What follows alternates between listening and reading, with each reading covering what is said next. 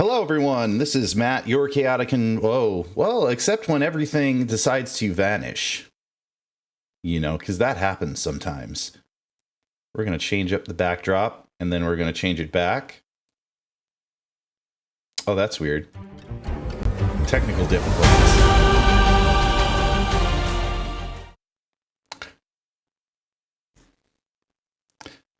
Hello, everyone. This is Matt, your chaotic and writer, and thank you very much for attending the stream. Also, I realize that first a formal apology because we are in the midst. That is to say, I'm in the midst of rushing to get all of the necessary things ready.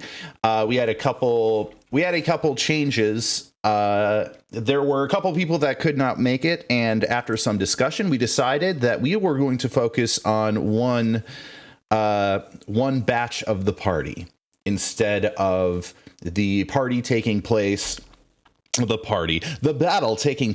in the Vagabond Arena. So, if you were here to see the conclusion of the Vagabond Arena battle, I hate to break it to you, but that will not be covered in tonight's session. That will be in next week's session. Tonight, we are going to focus specifically on those that have ventured into the Crystal Cave, and so on and so forth.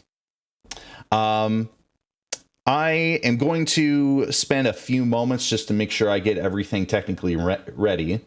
In the meantime, let's speak to our players here. Hello. Oh, you want money? Good. You should discuss these things with me as your DM. I might figure something out. Oh, and I realized that. I guess it's up to you. It's up to you, Emmy. Do you want a reactive image this evening, or do you want an actual video feed? Yes, I could set that up for sure. So we're gonna spend just a few moments. And I'm going to do some technical setup before we start the game. And yes, I know, chat. I know.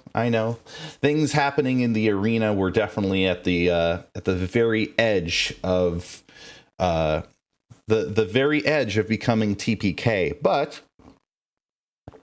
I am going to. Yeah, exactly. The other half's doing perfectly fine.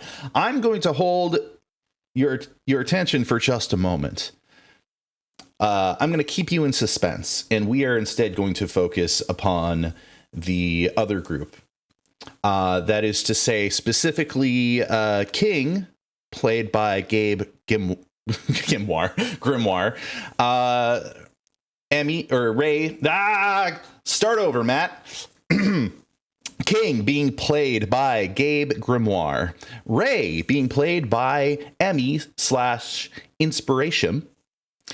And Winveer being played by Squigs, aka Dr. Squigs. Dr. Squigums. In the current with all that has transpired tonight and us coming together with these three characters, we're going to be running a shorter session this evening. It's probably going to be 2.5 hours instead of 3.5 hours, maybe even slightly shorter because I need to do some technical setup for a couple things.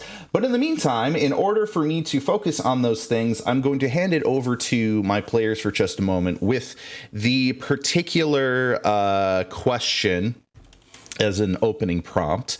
Between the three of you, what are your favorite things about the Halloween season, and what are some of your some of your best activities to do during the season?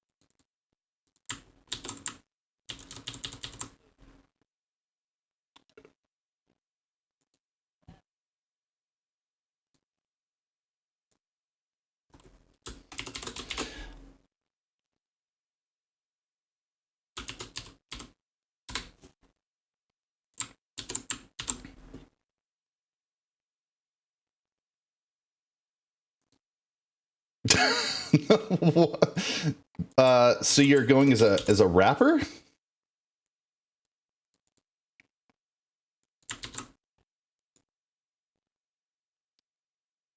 You're an inmate who killed. Yes, I'm very concerned by this. And you're laughing way too hard for something that I'm very concerned about.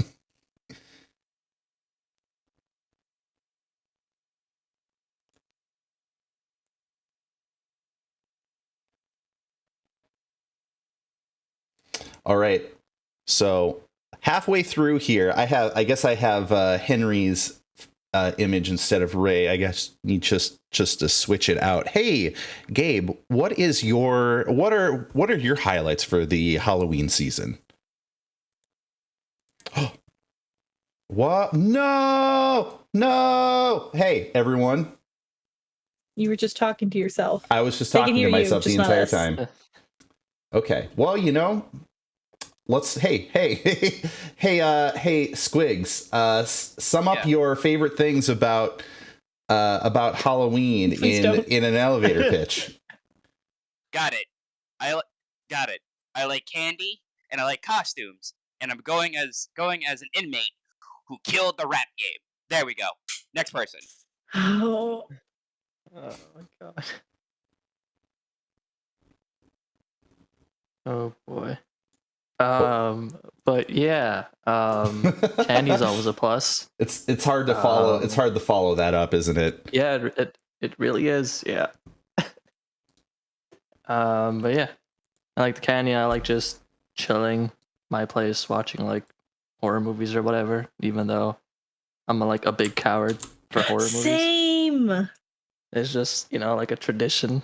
It's one day of the year where I can cower.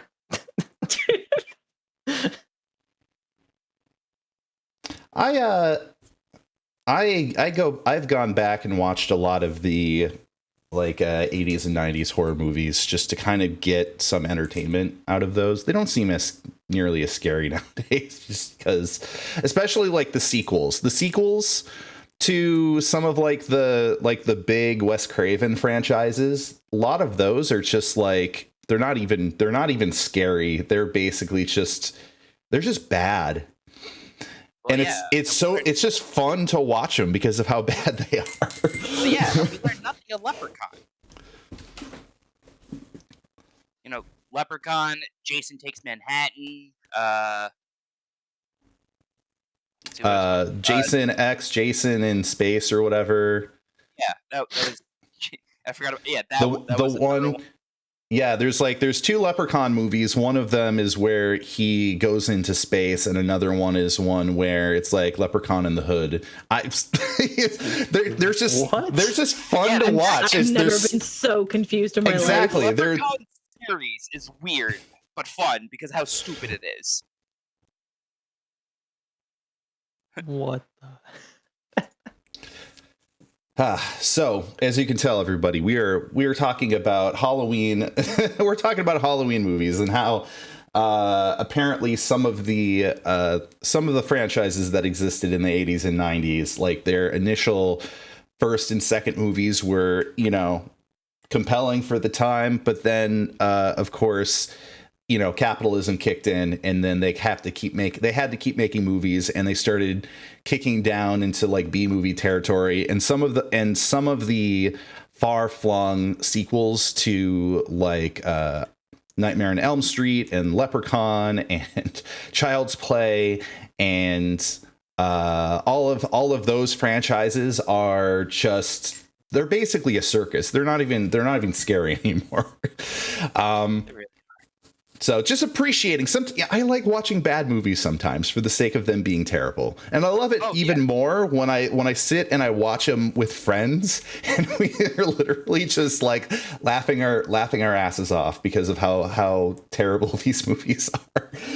I will say, off topic, if you want bad movies, just watch Lifetime movies. They're the funniest movies you'll ever see. I mean, I typically don't watch.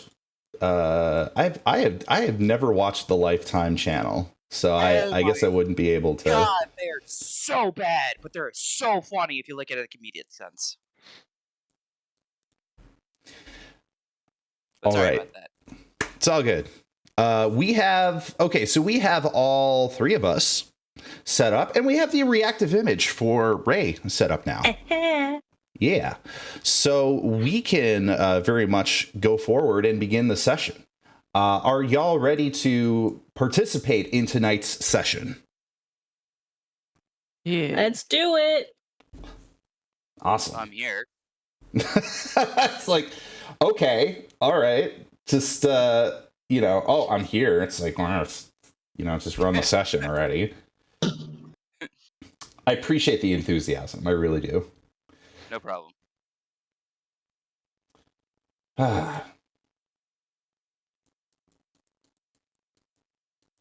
Just want to make sure that everybody hears the Muzak. All right.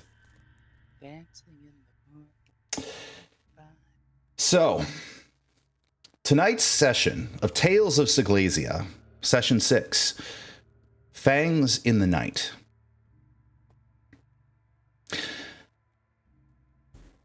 In our last session, we had experienced a very tumultuous battle taking place within the Vagabond Arena during Wave 2 of the Monster Maelstrom, in where Orgoth, Zug, Rashid, and a number of participating fighters were forced to take on a number of beasts. However, this would become too much for them, and soon those fighters within the arena would become overrun.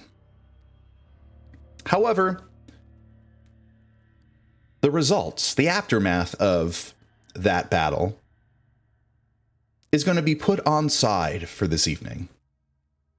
For tonight, we focus upon a different set of events that took place during our last episode. In the process of following up upon a lead granted to Winveer, Winveer made his way into the Crystal Caves in the effort to uncover what it is these City Watch were in fact doing in Autumn Rock. Hopefully be able to obtain this information perhaps during the conversation with the individual that they pulled aside. However, upon reaching inside of the Crystal Cavern, Crystal Cave, the body of the individual that the City Watch had pulled aside for questioning was found. And soon after, Watchman Mord, or that is to say the individual of whom they know by the name of Watchman Mord, approached and began to attack Winveer. However, two of our other adventurers had managed to, at their own initiative, track down the trail and whereabouts of the kitten displacer beast that had run off chasing after a rodent on the streets. This trek led them outside of Autumn Rock into a grove of trees where one of the clan members of the Kitsune, Rei, had revealed themselves and provided Rei very odd information, worrisome information about her other clan members and that they have not been heard from.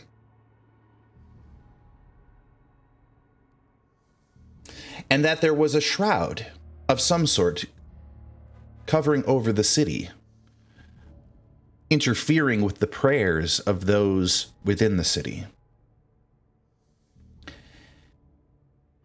Taking what information was provided, they decided to see if they could locate one of their party members by locating Winvir at the Crystal Cave. Upon reaching inside the Crystal Cave, they stepped in to witness the battle taking place. And in joining the battle, each of them were able to vanquish Watchman Mord. As it seemed, Watchman Mord was more than simply human. Something about how Watchman Mord fought them. How he would try to reach out and bite into one of the party members. How he would be affected by radiant energy. How he tried to escape by climbing up the wall. All that remains of Watchman Mord now is a pile of ash. However, in that glimpse of a moment, the other two City Watch had showed up, and with malice in their eyes had approached, when a third figure showed up in the form of the mysterious stranger, the same mysterious stranger that had been scrying upon the party since the beginning of that night. And by creating a collapse, a rockfall that would bury the two other supposed city watchmen. And by approaching the party, this mysterious stranger had selected one of the party members and had forced them to disappear along with the mysterious stranger. And that, my friends, is precisely where the last session ended off. And tonight's session begins. And so we switch over back to the Crystal Caves. In the absolute aftermath of what had just transpired, and I will make those two invisible as they are buried. I will keep this token here, although this token is technically dead. But for the beginning of this session, we pick up at the very tail end of the events that transpired last session. And we have Ray Venris, the Kitsune, and Winvir Pendragon, the half-elf, standing virtually alone within the Crystal Cave. And so I ask both of these characters, what are your immediate thoughts and immediate impulses given everything that has transpired just moments ago? Well, considering the fact that we have two very angry, most likely very powerful magic users onto our, what you would say in a parlance, our ass, I am going to do is do what's probably the necessary thing to do, which is grab a bottle, grab a piece of that ash, piece of the ash that fell off of the dead guardsman or watchman or quote unquote watchman, and we're getting the hell out of here.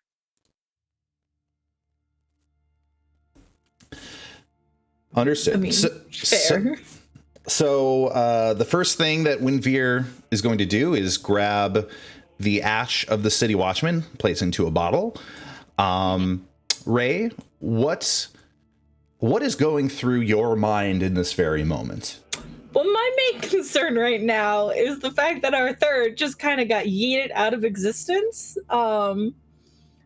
And that's her major red flag right now. So she is gonna like look around to see quick glances to see if there's any thing that shows like King was there or like any that he was abducted, like any information. Or if she could do like I don't even think she's too dumb for that. Never mind. I was gonna say like Arcana to figure out what happened. I mean, there is always the opportunity to roll high on that and or crit on that. So I would say that absolutely makes sense. If you want to roll a Arcana check. All right, let's do it. Is that at disadvantage? Apparently, I don't know why. It just rolled at disadvantage, so I'm assuming there's a reason. Let me think here. We are not currently in battle anymore. I'm going to suggest that we... I'm going to deactivate battle here. End combat, please. I'm gonna let you... I was gonna say either way. The 14 is the first one I rolled, anyways. Okay, good. As long as there's a confirmed, a confirmed result of the two. Oh yeah, that's right. I forgot. In Foundry, you can actually see what the individual results are. Yep. 14 minus 1, so it's 13. So. Do you recall seeing this individual before? This is the exact same individual that had been basically scrying on everyone since the very beginning of the day. And the way that they had run over and grabbed King and virtually just vanished in front of your eyes, a 13 is going to be just enough to inform you that some sort of spell was cast. Obviously something that would allow both of them to disappear, but the nature of that spell, or any particular knowledge on which spell that would be, you are unsure. But what you can confirm is that essentially, King is now kidnapped.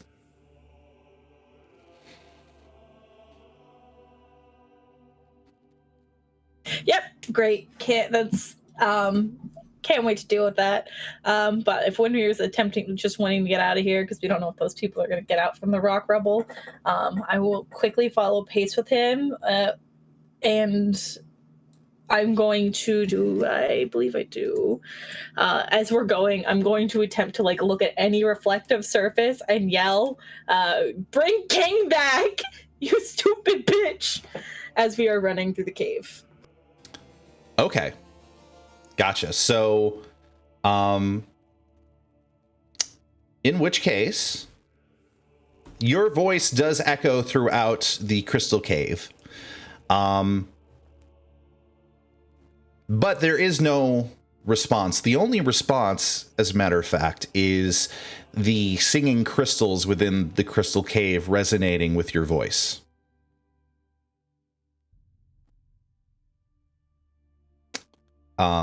Whoever it is, and wherever they are nowhere near you.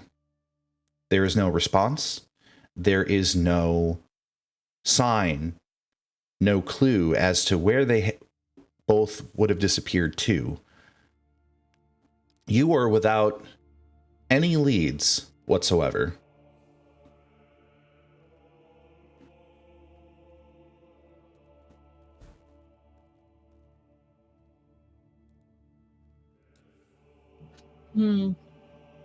Perfect. Great. Love that. Just because I feel like for some reason I can find a way to blame Windmere, I'm going to just give him like a smack on the shoulder. Yes. What? Yes. I'm pretty sure you blame me for everything. Now let's get out of here. As long as you're aware. Of course I'm aware, but right now we have to get the hell out of here. Considering the fact that we have in the fact that we have two angry individuals, and I've seen one of them use high-leveled magic. It's best if we leave. It's best you're not the last one out then, I guess. And I'm actually going to transform into a white fox and book it out. Yeah. Okay. Does transforming into a white fox grant you extra speed? No, but it's just aesthetically cuter. Okay. So in this moment, I had one of the quote unquote city watchmen roll, and they rolled a non-natural 20. You see the pile of rubble, and an arm breaks out of the pile of rubble and begins grabbing at the ground in the hopes of pulling themselves out of the rubble. Oh, I'm dashing. I'm out. Like, okay. Full action. I'm moving. Okay. So you both head towards the exit. As you move along the exit at whatever the quickest speed you can muster for yourself, the crystals around you show wild reflections of both of you moving towards the northern entrance. And what noise you do make in your steps does ring lightly in the crystals throughout the area that do resonate and do sing. And upon reaching the front entrance of the crystal cave, you basically throw open the door that you had managed to lock pick, and you close it behind you.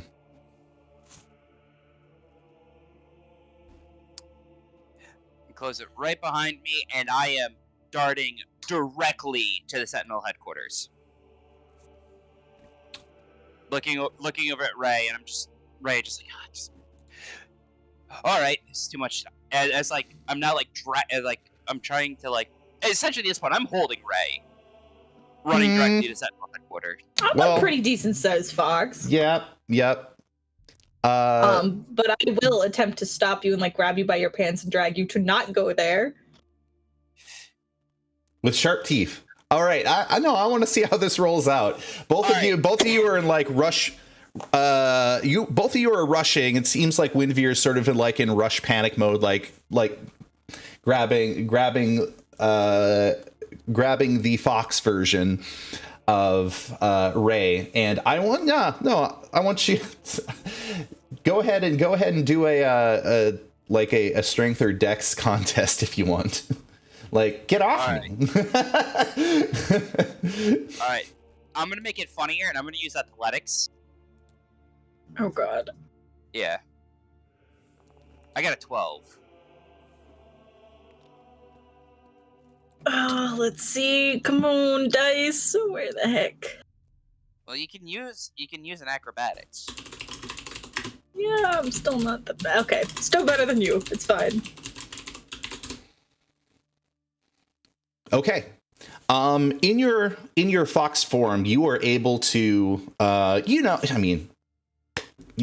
of you probably own a cat or a dog or some sort of creature that is mammalian that maybe has some similar mammalian characteristics, but certain animals are just able to just kind of wriggle their body out of a human's grasp just by thrashing about. And that's basically what Ray does. Just very agilely moving their body back and forth to kind of leave Windveer's grasp. What do you do in response? What do you do in response to Windveer's panic, Ray? Well, after I managed to get out of his way, I won't bite him. Instead, I'm going to attempt to just I don't want him to go where I think he's going, because I'm going to attempt to either knock him down or just stop him from going anywhere. Gotcha. So he's probably, I would say that this ends up becoming like a strength contest of sorts. Oh, good. You're probably taking, I imagine you're taking your teeth and like grabbing at his shirt and or his like his heel and like, you know, pulling him back. Just kind of keeping him in place. With all of her attempts to try and keep him from doing what he's doing. Okay. Yeah, both do a strength contest. Which I am using the fox's strength, but actually I think it's the same as mine anyways, a -1, so we're good. Okay. All right, strength check.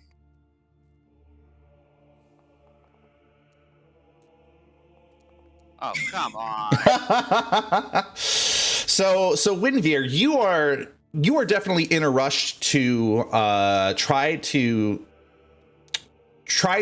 go the route that you know is quickest to get to the Sentinel headquarters, but you find your mobility is suddenly being tugged back by something biting at your pant leg, and you look back and you see Ray in fox form basically keeping you from moving forward, and you're trying.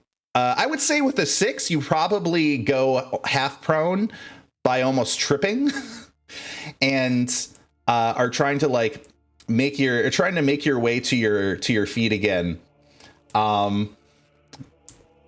What is right now? You guys are interacting,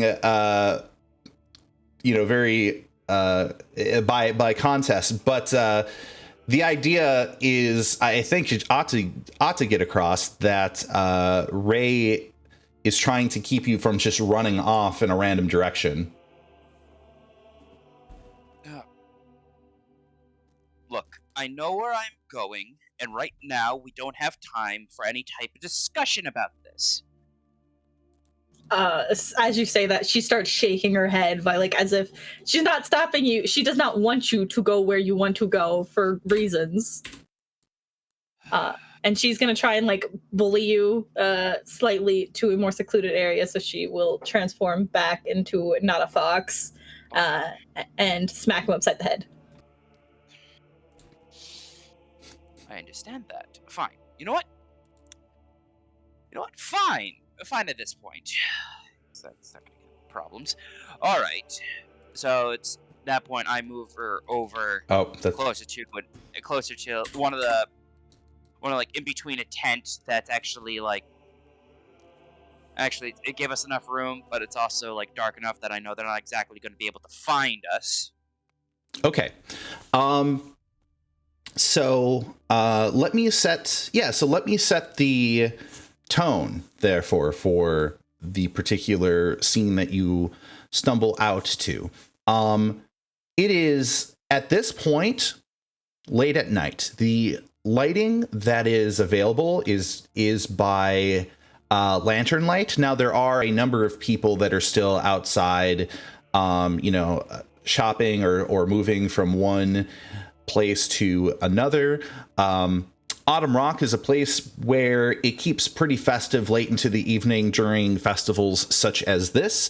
However, because of the level of darkness, there are quite a few spots where you can both pull away from the public just long enough for both of you to find a spot where nobody is looking, so Ray can revert back from the fox form into the kitsune form.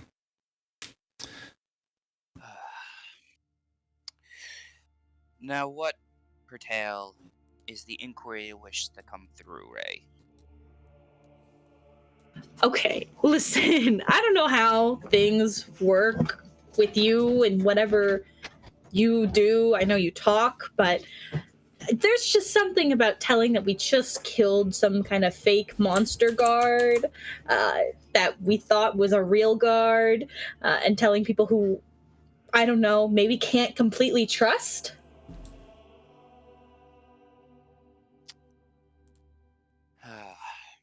I get it. I mean, we just recently met. And truth be told, I wouldn't be able to trust you as well. I mean, you shouldn't, but continue. Exactly. What I'm trying to say is that you may not be able to trust me, and I completely understand that. But we are in a situation that I have seen them perform magics that if either of us try to attempt to deal with, Yeah, I must say you guys would are over be here. Oh, sorry. Continue. if I try to deal with it, ultimately would lead to catastrophic failure. Now, I am the one that'd rather not die. And considering those two, they're most likely now going after our heads. It's not very, I could say very advantageous for us. But you also, I forgot, you're completely new here. Let me also explain this as well. They're pretending to be city watchmen. The city does not have jurisdiction. The city of Seglesia has no jurisdiction here, meaning their entire presence, as is ultimately a problem when it comes to Autumn Rock, as well as the City Watch, because impersonating City Watch is a big offense. Not exactly one that you can walk away with just a slap on the wrist and a 50 gold coin fine. Not also to mention, considering the fact that most likely that one wasn't exactly as powerful, considering the entire time his boss, my guess is Evans, was talking, he's probably a lackey, meaning he's probably the weakest out of the three. So, my best bet, considering I have connections with the head of freaking Sentinels themselves, is best if we tell him the situation. Because not only would it help us with protection, it would also make sure to solve the problem that they have with the City Watch as is. So, remember this, and I swear, remember this. You may not trust me, but you have to remember, each step is calculated. Meaning I have each step in motion to figure out anything that happens. So if I run in some direction, you better believe it has a purpose. Do we understand? So, like, what are you gonna do if the head of the Sentinel people are, like, also not actually who they say they are? Well, that's where the fun part begins. We have different definitions of fun. I already feel it. Well, of course. Mine is more of a kind of phrase in a sense. It's more for the fact is that, in all honesty, it would most likely they would make an enemy of the state if anything were to happen to me, even within their territory. Someone's full of themselves, but okay. No, it's not someone's fault. Someone's right. Attacking an official of one of the houses, even if not onto the actual property of the city itself, is still a crime offense that ultimately will have the hands of the king down their throat. And especially the house that I work with, not exactly the fun one to be dealing with. Do I look like I belong to House Hinterlander, or Tayel, or Foyer, or even that of Greymont? No, I am Gibraltar. And it means is that if something happens, it's going to be a lot worse. Wow. Anywho, follow me. Guess I keep it that much off the wraps anymore. Just follow me and make sure just to listen. Okay? Okay. As I am now walking over to the Sentinel's headquarters. Ray's gonna walk a good, 20 feet behind him, pretending she doesn't know him. Yeah, so from the conversation that had just happened, it does seem that Winveer has said quite a bit about his reasoning. Obviously, in a obviously in a sense of urgency. Ray, what is your impression of the conversation that had just happened? She is unimpressed, and she doesn't even know half the things he said. So she still 100% is just like, this guy is going to get us into more trouble. But you know what? We gotta find him. So. Ow. No, Is that your dog? That's a beagle. Yeah, That's a the beagle. Okay. He's upset he's not getting any cheese. Okay. Oh. Smallest violin for the beagle. No cheese. no cheese. He's fat. He doesn't need it. Is there a cheese emote in No. Switch? Oh, I don't. There is not one. Was. I don't know what happened to it. There was like a general Twitch one. Oh yes, there is stinky cheeze. I mean, Or there's- that's one I have access to at least. Yeah, stinky Not cheese. the one I was thinking of, but all right, we'll take it. that's a lot of cheese. Yeah. Wait. Either way, Ray just wants to find King. And you will find him in due time.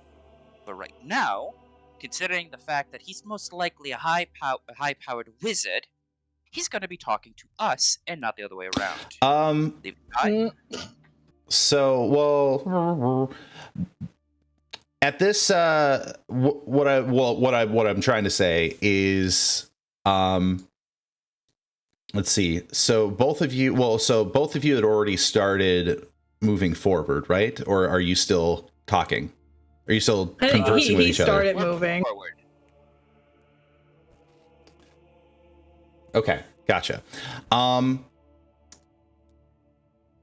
So I would say both of you start moving generally in this direction. I know I'm moving your tokens, but I'm going to stop you guys there because I'm going to switch over to King.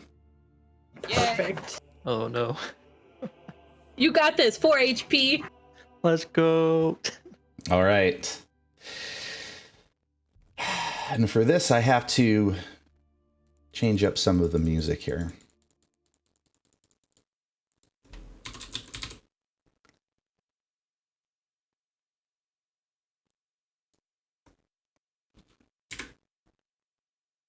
If I can find the music that I'm looking for. Let's see. Root playlist. I believe in you, King. Thanks. Yes, King. I didn't need it. So, King, this is what you are experiencing in this precise moment.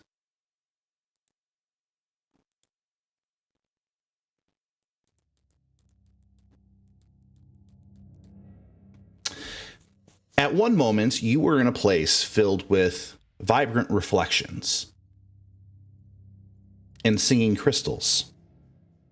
The next moment, the figure of which you remember from the very beginning of the day is in front of you. And at once, they place their hand upon your shoulder. And you feel a tug pulling at your very being. You try to resist this tug. You feel that you have the power to resist this tug. However, what transpires is beyond what you expected. For this tug is far too powerful. And you find yourself almost being pulled inward. Almost being pulled inside out. As for a glimpse, for a fraction of a second, you see a sea of lights shooting past you. And with the sound of a pop you find yourself in complete darkness. For a few seconds, you are in a place without sight or sound. And what is going through your mind? Where the hell am I? Gonna start looking around, confused, and a Brit, admittedly frightened that I cannot see or hear anything, and that I was taken away against my will. Just as soon as the last word floats out of your mind, you see illumination. Almost as if the lights of a, I guess in your recollection, almost as if a stone was moved from a tunnel leading to the surface from a deep, dark cave. That is what the illumination feels like. That is the closest thing that you can compare it to. However, soon the illumination floats in with shape and form. And you can hear a reverberating echo you can hear a reverberating echo around you. You scrape your feet upon the floor, and your foot feels the edge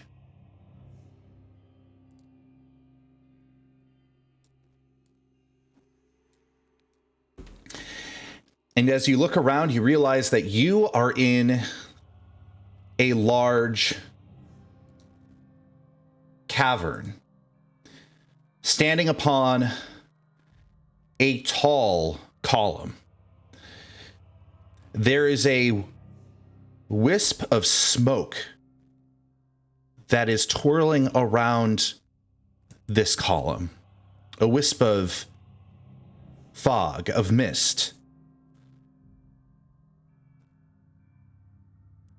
But you can still see below this fog.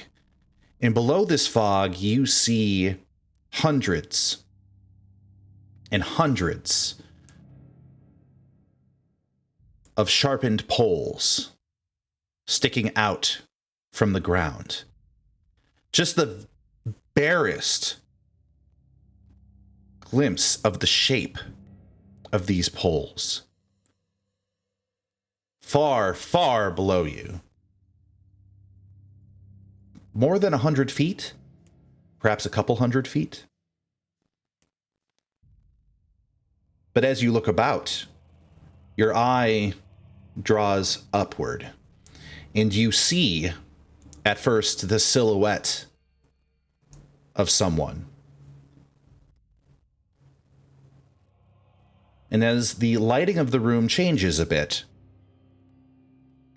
you can see the mysterious stranger hovering above your position, standing upon a magical rug of sorts. Their arms are crossed, and just as before, you cannot make out the details of their face. Only the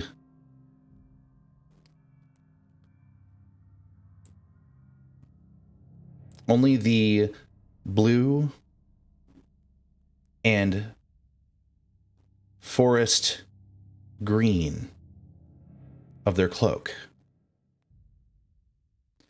with a number of symbols along the trim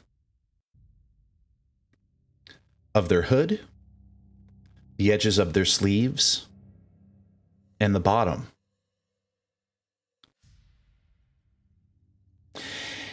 And as they look down upon you, as you realize that you are in a place where you have no spot to step to, what are your immediate thoughts?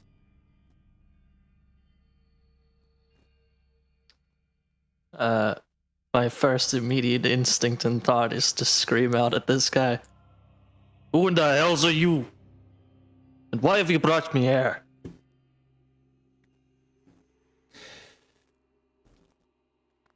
And I'll point at him with my greatsword. As you point at him with your greatsword, he does not move. He does not flinch. He simply stands there with his arms crossed, peering down at you. You can see, actually, through the hood, through the shadow of the hood, there is the faintest glint of light where his eyes are. And he says, I am the one who watches all who enter Autumn Rock. I am the one who witnesses great deeds and terrible evils.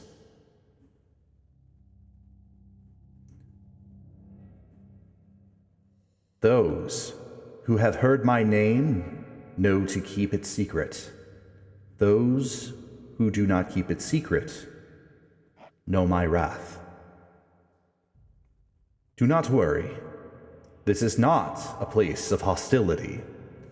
It is a place of conversation, a setting to help your focus, to help your honesty.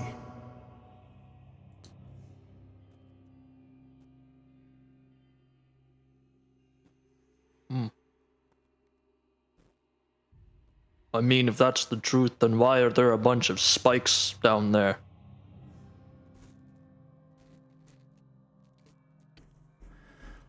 I often find that a little danger makes for honest observers.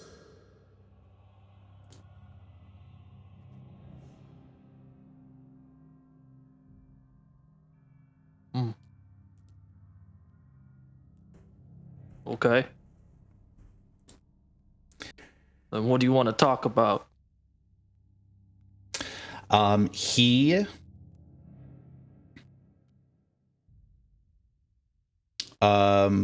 begins to step to the side and gradually begins to pace back and forth on the magical floating rug that is above him. And as he does so, he speaks again.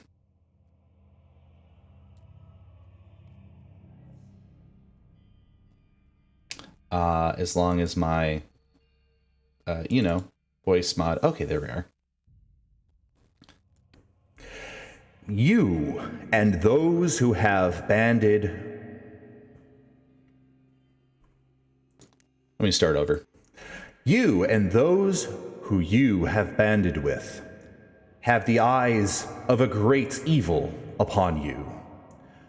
While you may not understand the reason for these eyes upon you now, in time you shall. However, before all things come to light, your survival must be of your highest concern. And to survive, you must listen to all that I tell you and follow the path I grant you. If you fail on this charge, then your death will be made certain. Do I have your agreement? I mean, that depends. You've got to give me more than that.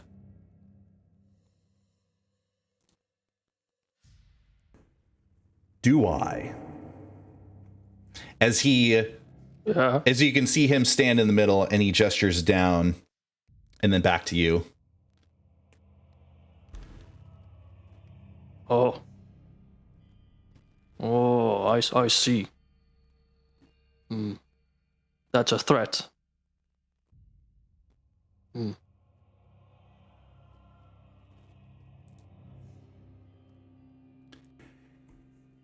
What Very I can well, guarantee I to you. suppose. I'm sorry, didn't mean to cut you off there. No, that was it. What I can guarantee to you is that if you do not follow what I have to tell you, your death is assured, not by my hand, but by the hand of that of which watches you. You do remember the rats. That was not of anything of this world. The kind of power that allows such vermin to congregate, that allows such vermin to become such a monstrosity, is not to be trifled with. And if such a being has its eyes upon you and your friends, has a desire to end your lives, then my words are of import. To answer, first you must answer this question in the nakedness of your honesty. Why have you come here to Autumn Rock? What fortunes do you seek here upon the world?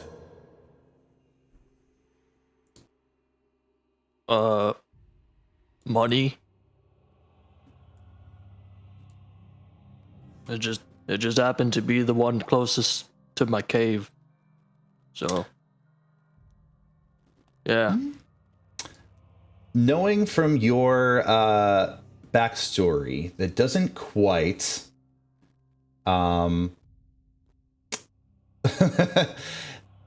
that's not quite the entire story now, is it? So Maybe not. I might suggest you roll a deception check. Okay.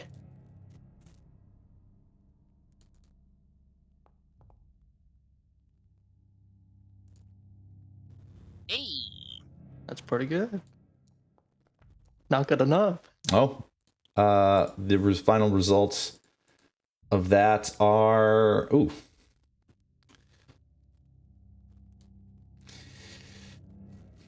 I guess so.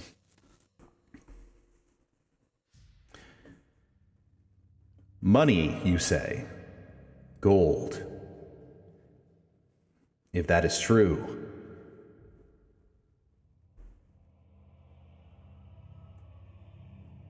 then perhaps motivating you would be as easy as paying you.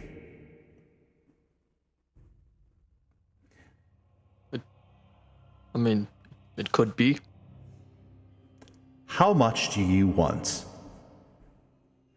And as soon as he says that, you can feel the ground shift underneath you as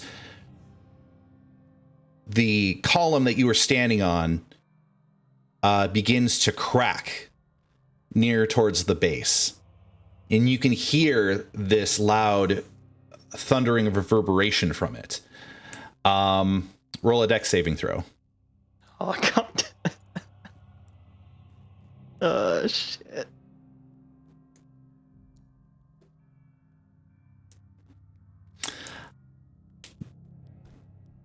You find your feet just on the very edge at one moment, but you are able to keep your balance. You literally do the thing where you're swinging with your arms to keep your balance. And you manage to work your way to the center of the column again. Oh, Is it simply money? Well, I mean, like, I mean, money's a part of it. So I didn't technically lie.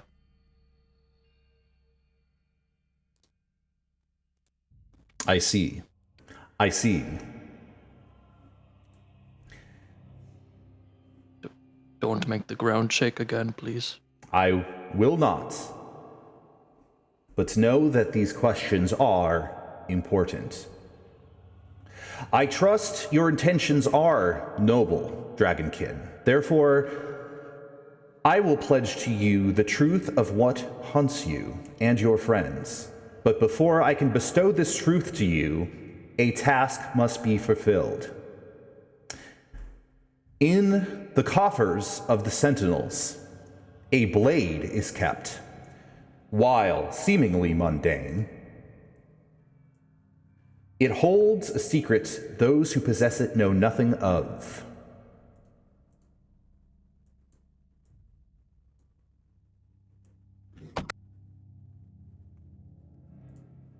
Okay. As I'm just gonna throw this here because I'm just dragging and dropping. You see a spectral image. Oh, sorry, I do that sometimes. You see a spectral image of this glaive appear in front of you. Of this blade in front of you, and it appears to be a glaive.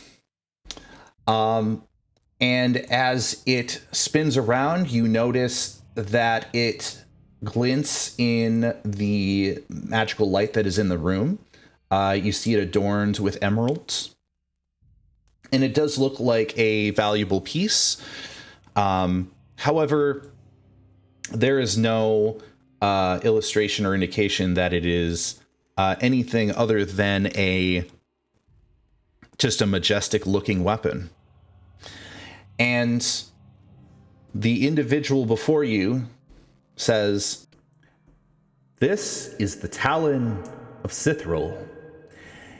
It is typical to be within the vault of the Sentinels in their tower. However, tonight is a special night for Autumn Rock. This blade is to be presented as one of the prizes of this evening's free tournament at the Vagabond Arena.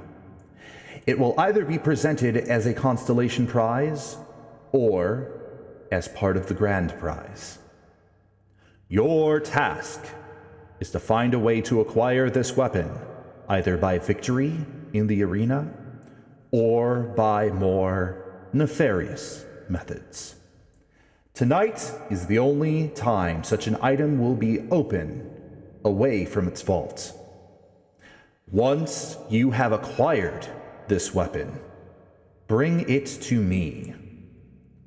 Only then will I provide you information on how you may save yourself and your friends."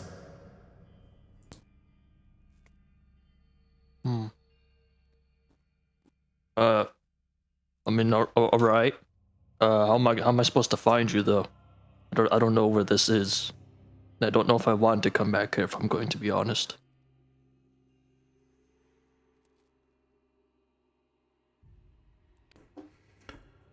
As always, I will be watching.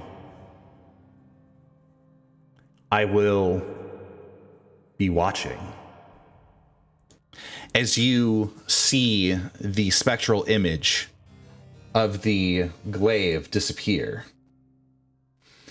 and you can feel, once again, the column that you are standing on cracking and shifting. However, this time, it is not cracking and shifting to set off your balance. It appears to be rising. And as it rises, the figure before you says, "Find your friends. Tell them what I have told you. And once you have this weapon, I will reach out to you.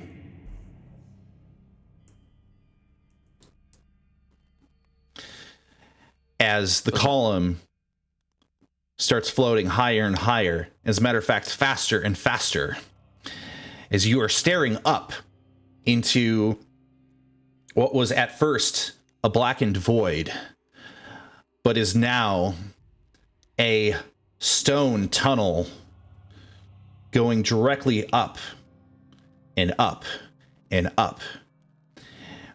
And as it rises faster, you can feel the wind brush through you, and you can see a light at the very end of this tunnel. And as you reach the light, you are completely consumed in it.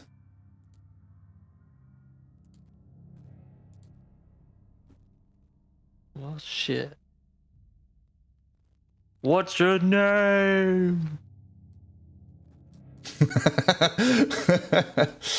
Let me make sure I do this without doing anything odd. Okay.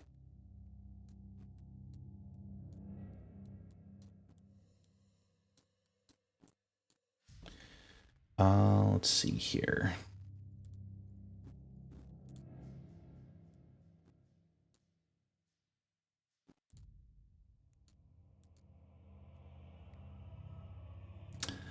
One moment. Reset fog of war. I hope I did this right. So let's switch over to this other scene.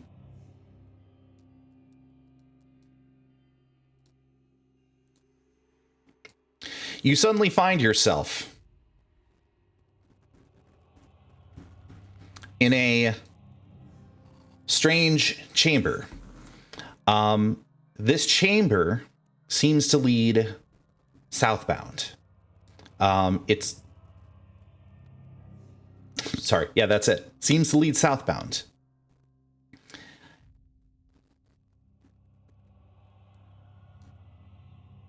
Ugh.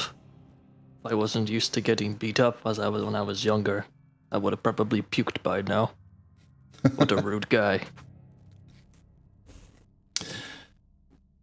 What's interesting is you notice just north of you, that trail leads just into like a wall of black.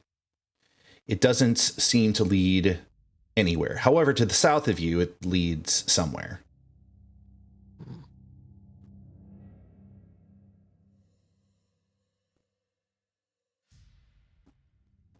What does it look like? Am I in like a... Can like you see ruin yourself, of some sort? or can you not see yourself? Yeah, I can see myself. Okay, gotcha. Can you see the area? Yeah, is this like a ruin of some kind? A Reuben? What do you mean by Reuben? A ruin. Like, is it ruins? Is it like a... what is it, what it looks like is it is a stone corridor. The walls are comprised of stone blocks, which there is moss growing along the lowest of the blocks. Below you is broken stone as well. Above you, the same. I guess how many built stone structures have you been in before? Not many. Not many. So to you, it could be a ruin. It could be some sort of it could be some sort of dungeon. It could be some sort of whatever your imagination might tell you. I think if you want to know more, there are certain roles you can make for that.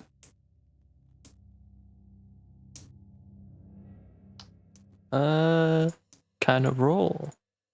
Like a history check or...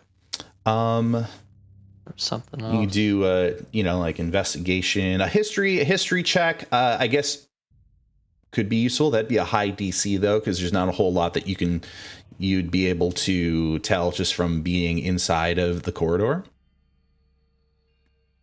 All right. Investigation, then you Yeah. said? Sure. Yes.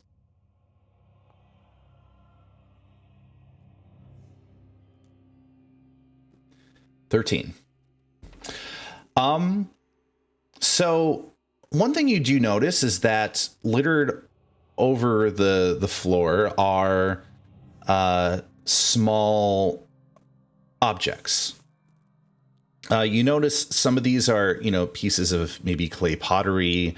Some of these are broken pieces of pottery, some fragments of wood. From taking a look at that stuff and kind of looking at the corridor and the walls, it kind of occurs to you a little bit that, okay, this place has been lived in, obviously, or this place has been stayed in, obviously, or was used to keep things. As a matter of fact, it seems like these particular objects you do see, they don't look particularly old. So wherever it is you're at, it's not like it's some sort of ancient ruin. Looks like it was built not so long ago, but is obviously not very frequently traversed wherever this is.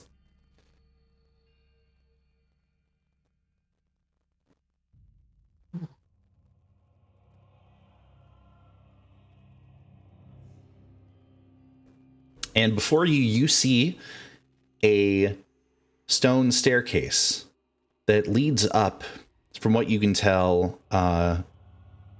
2 stories. And it leads to a large banded door.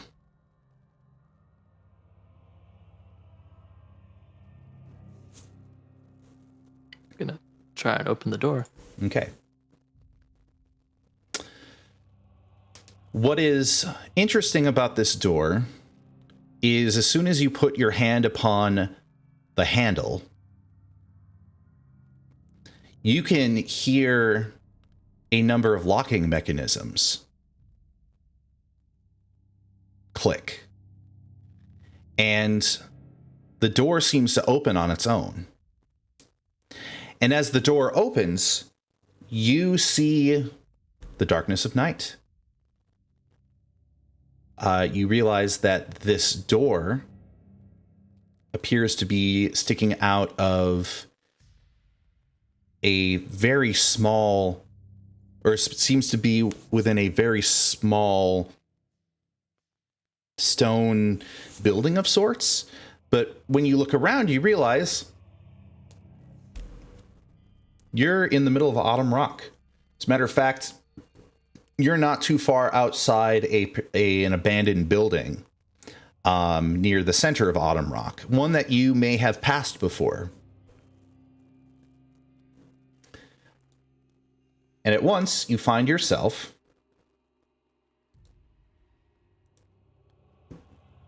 back out in the dark of night. Ow. You are right. Let's see. We're going to move your thing here. You are right here. As soon as you move forward, the door closes on its own and the locking mechanisms click. And you can tell the thing has just locked behind you.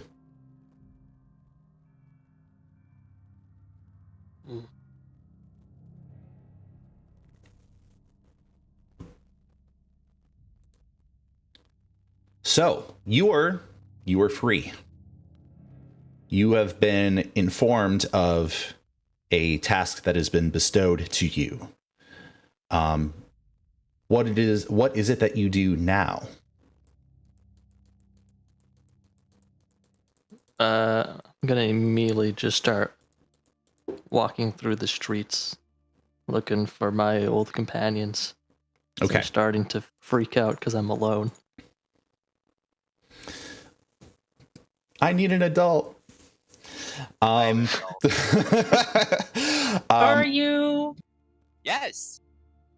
Mm, So, you decide to recollect some of your memory of where certain people were last seen. What is the last you remember? I remember following Ray into some random cave-looking thing with crystals. And then I heard fighting. And then I ran in.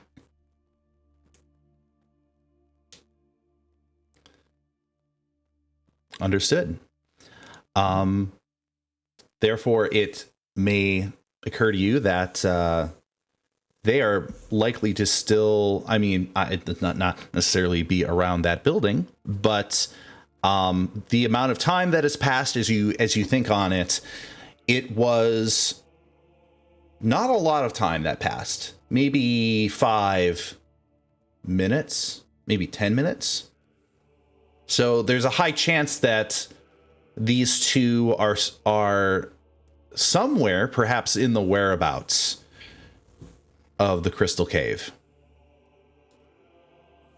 To figure out where they are at, you do find yourself once again alone in Autumn Rock in the dead of night. There are lanterns along each of the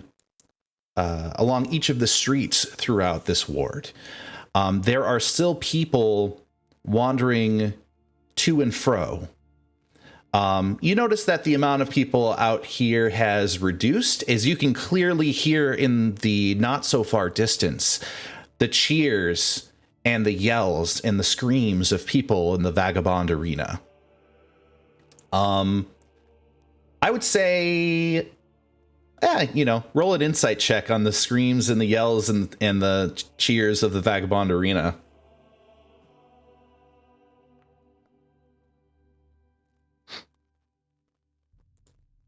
$11. Things are heating up, but it seems like, at least from what you can tell, things are going well.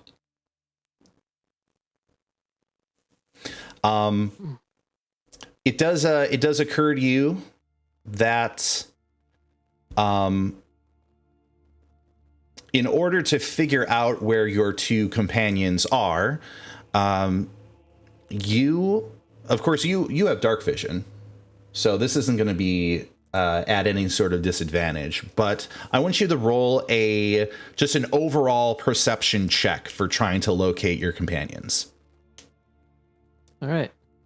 This is night, right? This is night. Making sure. It is. Cool. We're good. Excellent. I'm not blind. You're not blind. You are more than not blind. You are, with how dimly lit some of this area is, it's the kind of darkness almost reminds you of some of the darkness that you were used to in where you are originally from, and that is in places that are subterranean. It does not take you very long to figure out where are you going, where you are going, what direction the crystal caves are, and as you venture forward, I'm going to switch the scene back over to Ray and Winfear. All right. So, one thing I do want, one final thing I want King to do is roll a D100. Okay. I believe in you, King. Bruh. Oh. Whoa. I feel like this is a good thing. Ooh. either a really good thing or a really bad thing. Bad thing. We'll let me actually see here, because it could be a really good thing or a really bad thing. Let's see. You are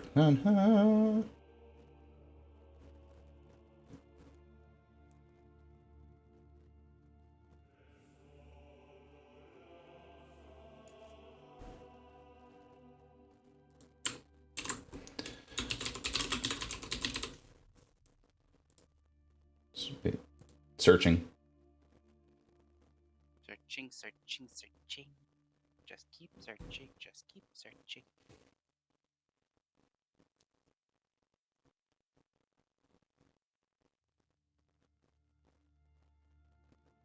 Oh, should I do this? Oh, geez. Hey, roll a d6 for me if you could. Okay. Please, he only has 4 HP. Yeah. Okay. Well, that was for a potential encounter. Here's a fun fact. Sorry, that was a what now? A potential encounter. Okay. But I think I figured out the perfect way to make this happen. Perfect way to make this happen. So yes, I'm going to switch over to the other scene here. Market scene. And I'm going to bring in just a moment. So I kept you two at this place in particular. But if you want to head towards the Sentinels, or the Sentinel Tower, you would begin heading north. So feel free to go ahead and move your tokens.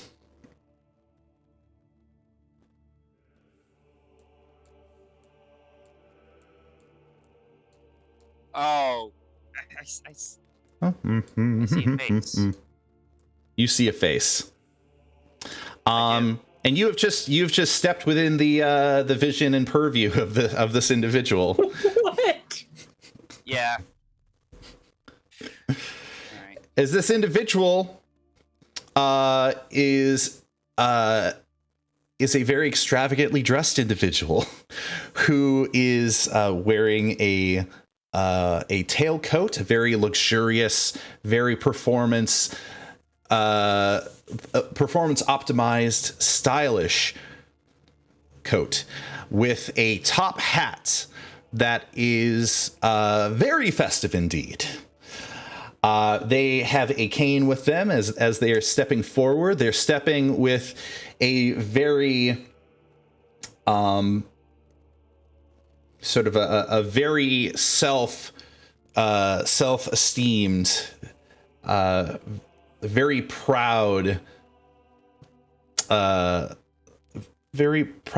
saunter. Yes, I think saunter is going to be the best way. And then following behind is a dragonborn who seems to be there to, just kind of stand by for this individual. But as you literally step around the corner, you see this individual, and this individual looks back at you and says, "Wait. Aha! Winveer, is it?" Yes. We met earlier today. I am Bigsby, the Ring Master. How are you? Listen, allow me to cut to. I understand you. Looks like you're about to head someplace. Did you find the displacer beast? I'm sorry, the animal that we discussed. Yes. About that. I was gonna say is that right now is very.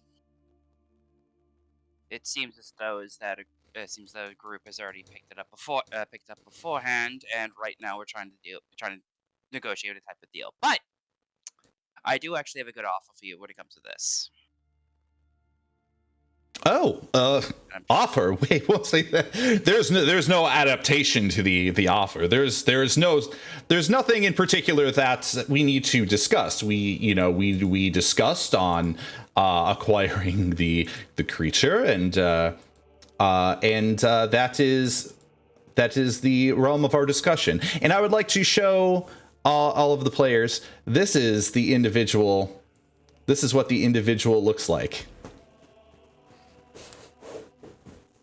This is my stand-in I art can't. for the ringmaster. Awesome. Oh, great. Yeah, this is bad. So looked over at them and go. They just disappeared. Hey, Ray. You probably don't. I mean, it's pretty dark out, so I would say it's at advantage. But roll a stealth check. Not that they would know you at all. Yeah, it's pretty low DC.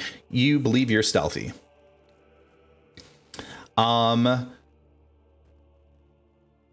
However, someone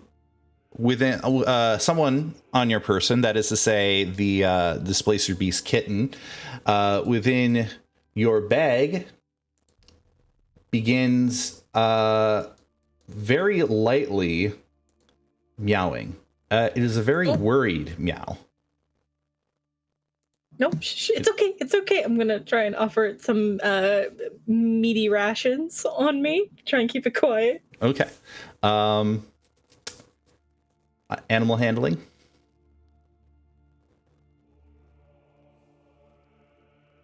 Oh gosh. I know nobody chooses animal handling, but Almost all my characters always have it because I'm always the one that takes pets. Oh, but- nice. Okay, so 16. You managed to take a little strip of meat and put it underneath the nose of the Displacer Beast kitten, and the Displacer Beast kitten sniffs it, and then kind of cautiously, shyly, just pokes his head out and grabs it and begins chewing. No longer making any noise. Perfect. Okay. Just like sweat off forehead. The ringmaster is going to look about and be like, huh, what was that? I could have sworn I heard something.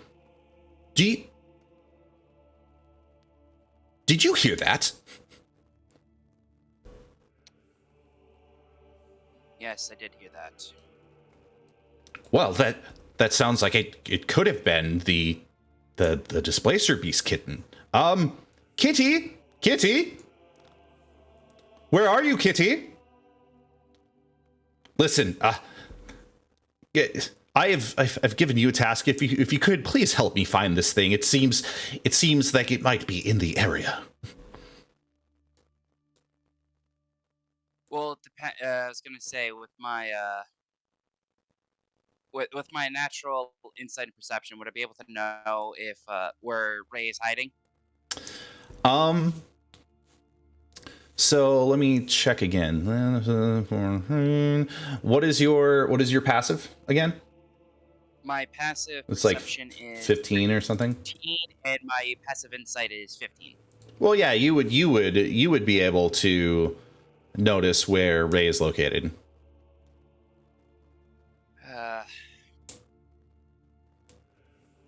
As I'm doing this, I'm going to go. All right. Yeah, kitty, where are you? Giving like a glint of an eye, like you owe me fucking big. Ray owes you fucking nothing. All right, you give me that. Roll a deception if you could. Give me a second. Foundry's doing the thing that it always likes to do to me now. There we go. Give me, of course. Foundry likes to ruin my moments as usual. It's like the 20th time I had to refresh. It's not loading this arm, of course. There we go. Alright, so deception check.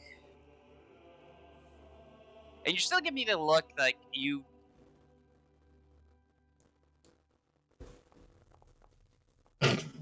Oh my god. Okay. Wait, I got a good idea for this. Sorry, Matt. It's All right, for role playing sake, I guess. Continue. Ray, you still give me the look of. I owe you jack shit, right? No, she's not even. She's just keeping her cat and just prepared to run. I mean, she does. She doesn't owe you. You can safely assume that's the attitude she would give you.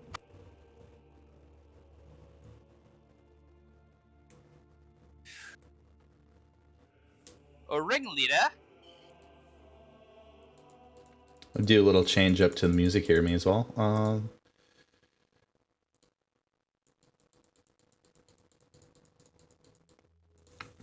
Well, first and foremost, we need to resolve the role, and the ringmaster is going to turn around and look at you, and is going to begin kind of peering at you, and is going to say, Winvir, you wouldn't happen to know where this creature is, and you're holding out on me.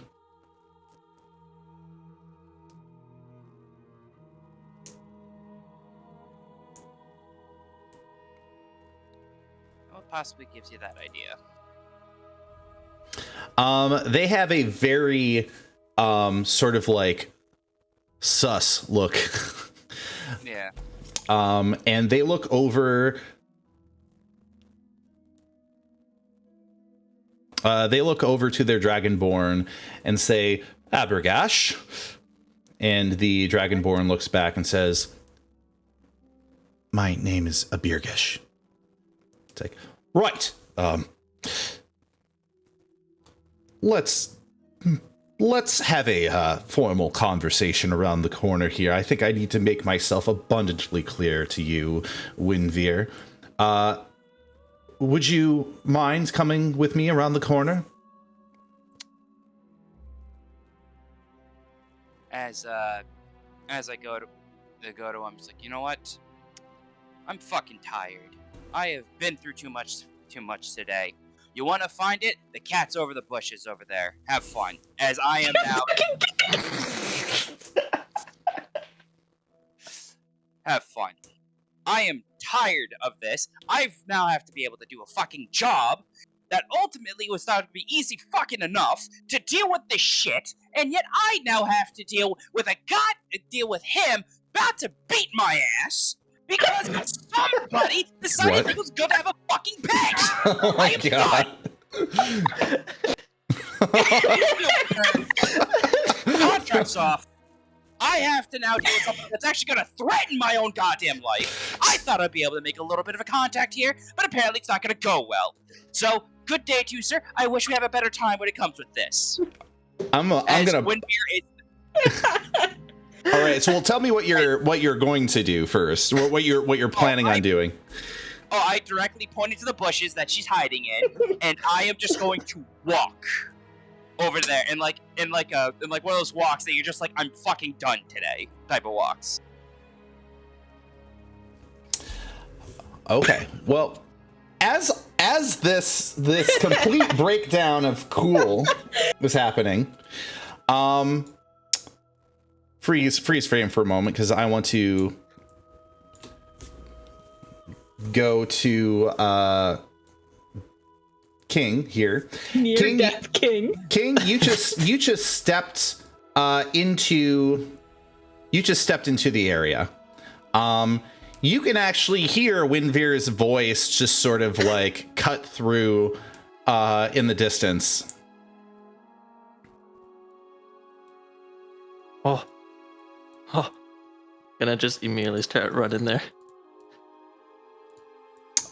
Hey, do a quick perception check. All right. Oof. Okay. You are too distracted to notice that there are some friends kind of approaching. And let's see here. I'm gonna roll just a naked d20. Oh no. Oh yeah, they see you. They see you go in that direction. Oh boy. They make no they make no sound about it, but go ahead and go in the direction of Windveer. Yeah. Well, I was gonna say, would I be able to perceive them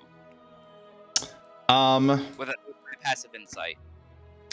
I think the distance would, especially with the tirade that you are into, you are not utilizing your perception, and if you were to, honestly, I would say that it would have required a roll, and you're not in the position to just roll for it at this moment.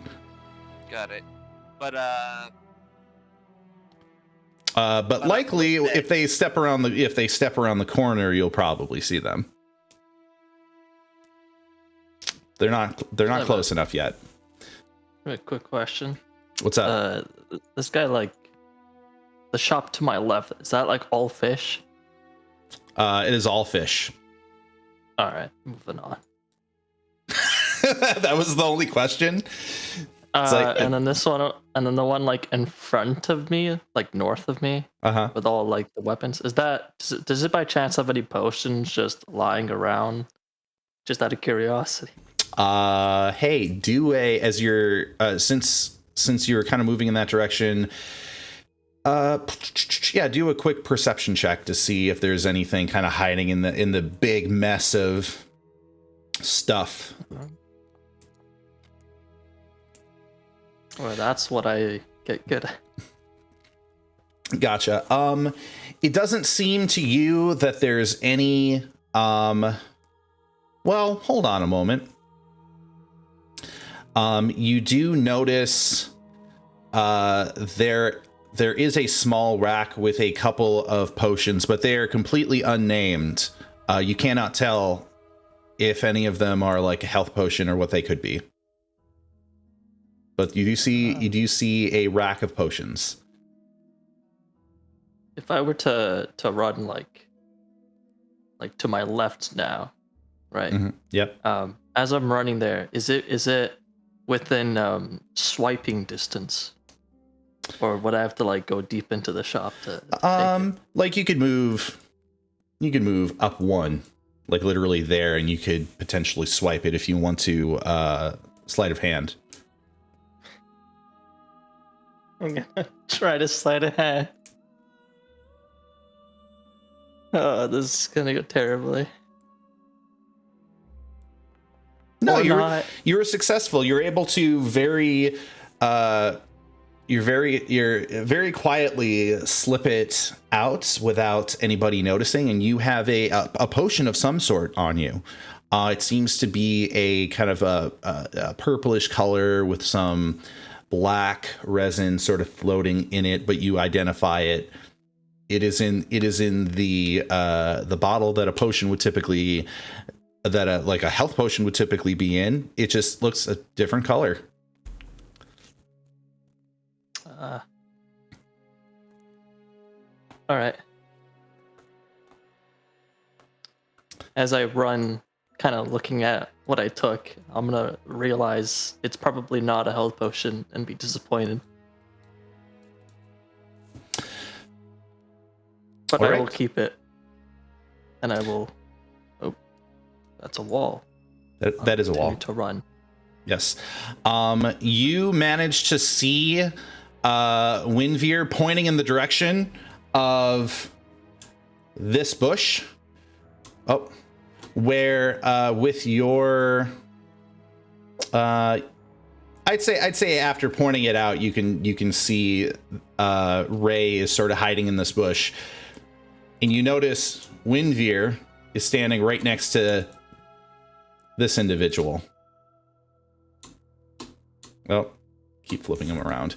Right at the moment when this individual looks in the direction that Windveer is pointing, and they are going to do a perception check. And they're going to fail. They're going to move over here, and they don't quite see. They don't quite see. The Dragonborn still stands there. The Ringmaster is kind of looking about and then looking back at Windveer and is like, well, Where is it? As this is, you know what? You know what? I'm just done. I've been chased around by too many fucking nightmares today. I have done this, and you know what? It's not even the last one. So, I'm just gonna say this right now. I think you are quite finished. You and I need to have a conversation immediately. Abergash, it's a Birgish. And he's gonna try to put his hand on your shoulder. Do you resist? All right. Of course, this has to happen. Abrash is wearing heavy armor, correct? Oh no. They are absolutely wearing heavy. Well, they're wearing metal armor. Yes.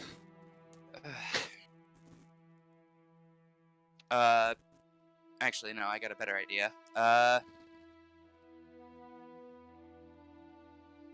I'm going to do is let's see if this is the right way to use it. Not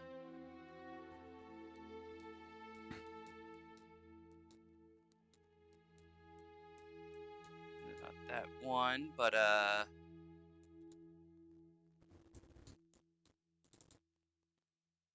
Alright. So, considering the fact that I am fucking tired, I am going to cast Calm Emotions on everybody in the area. Hopefully including yourself.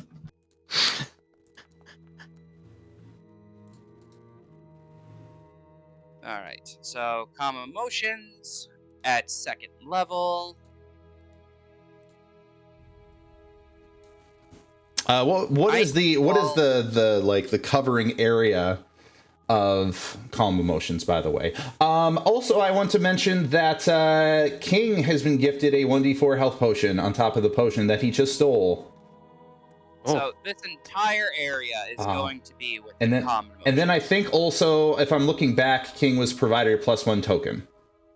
Yes. So make sure you catch that as well. This area here. Okay. Yes. I need them to roll me a charisma save. Okay. I need to recollect something. Okay. Charisma saving throw.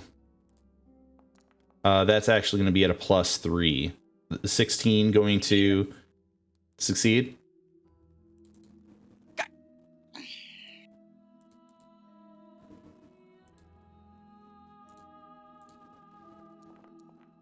A Birgish. Birgish fails. So a Birgish is calmed. All right. As you can literally feel the grasp that was supposed to be laid on your shoulder begins to loosen up. There we go. I'll be writing you a range check. As for me, I have better things to do, and I am, after that, just going to dash.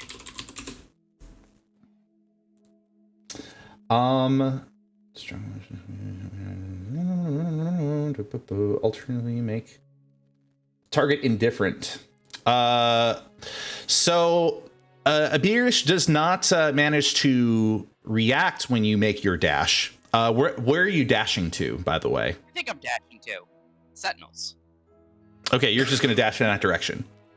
Yes, look, considering the fact what's going on, that's probably best bet. You are able to do so without a Birgish getting in your way. So, yes. May as well just put your token right at the top edge of the map there, just to signify that you have basically dashed off. Ray, you were still hiding. Sorry if I keep rotating your stuff. You are still hiding. The ringmaster has not figured out where you are located. And King, you have stepped around the corner to kind of see this weird thing take place. and for Windveer to just take off. I roll an insight check on the whole situation.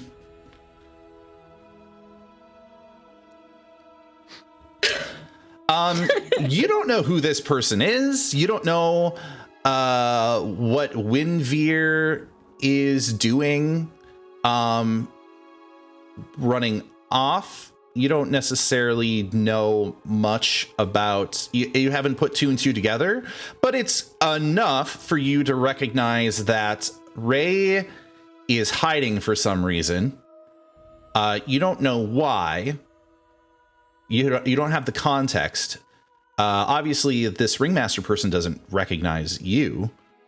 You don't know who this ringmaster. You've never met this ringmaster person before, but they appear to be. They appear to be looking about.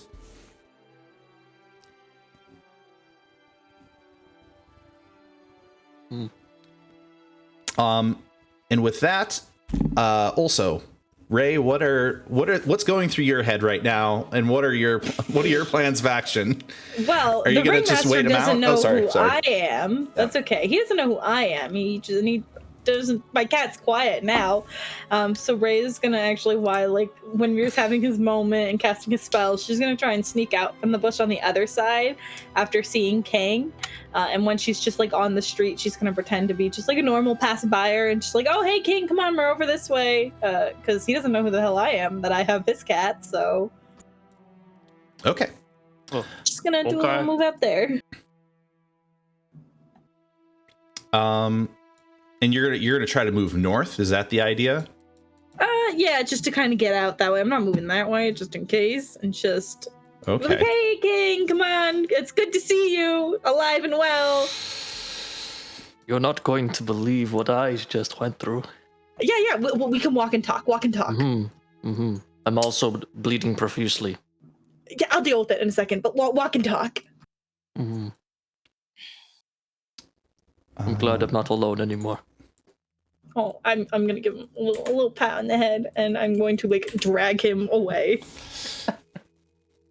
Oh, which way we're gonna go? I guess we'll go north, but not too close to Windveer because I don't like what he's doing. Yep. And I don't think it's good. The ringmaster is gonna move right over by a Birgesh, and he's going to say, "Why did you let him go?"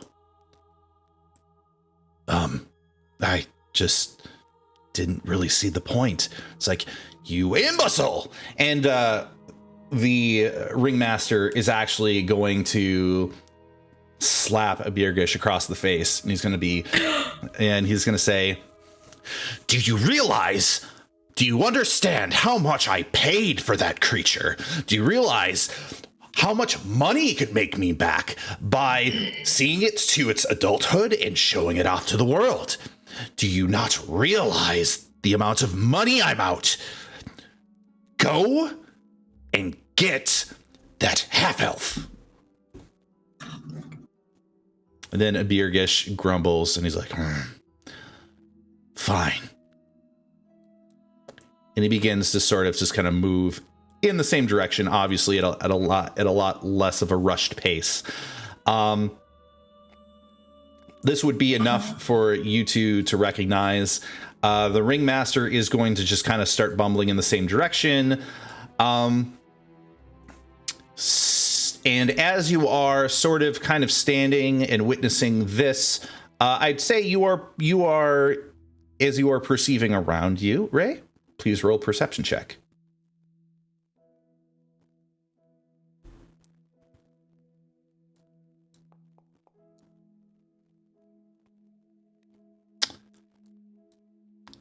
Gotcha. You would still do your passive. Oh, you have pretty high wisdom, actually. I sure do. Yes, you do. What is your passive? Oh, it's still there. It's only 13. You see a familiar individual. You see this individual. I can't catch a break. Okay, cool. And they... let's see here. Do they look roughed up? Oh, clearly he sees you. Here's the thing. You can see. It's dark. It's. I wouldn't be able to kind of give you the details this far away, but you can literally see them standing in the middle of the street, and they are staring you down. Great. We're gonna walk faster. And they're slowly kind of just reaching for their weapon. Okay. Yep, we're rushing. On the way, as we're making our way towards Windmere, I'm going to quickly, that NPC that we're going to pass, I'm going to slip him a gold piece, point to the ringmaster, and, hey, can you tell him you saw a cat creature head out of this place towards the woods? Roll a quick persuasion check. I mean, with advantage, you're paying them.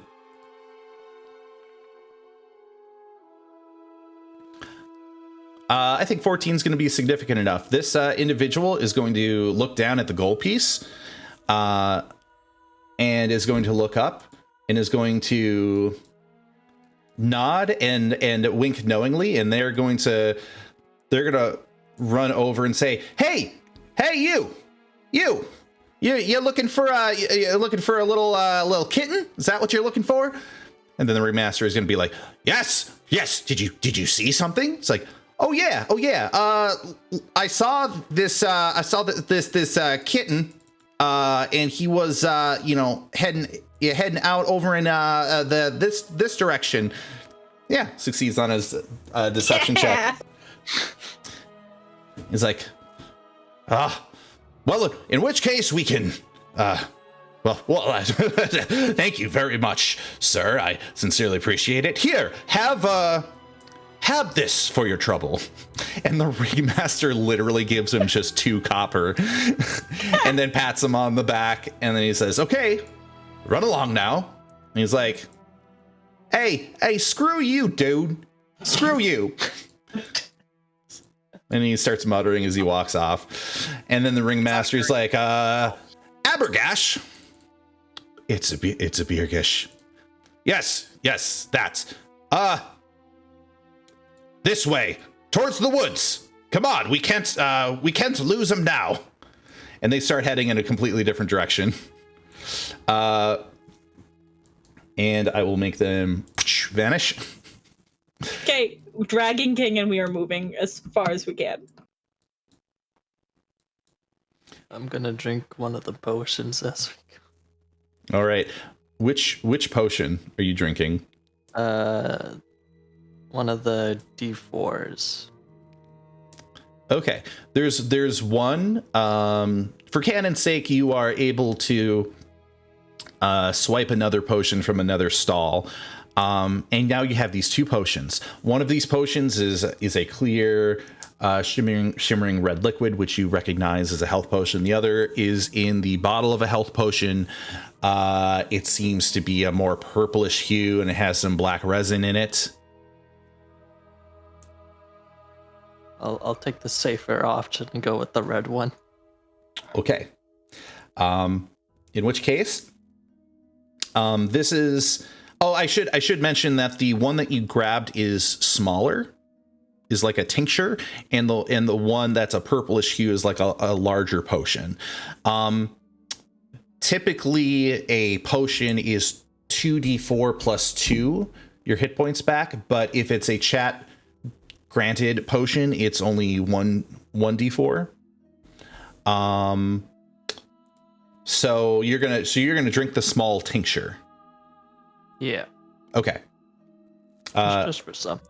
All right. Yeah, I'll also hit him with the healing word as we're moving quickly. Okay, good. That sounds great. So in which case, roll a d4 to see how much you get back.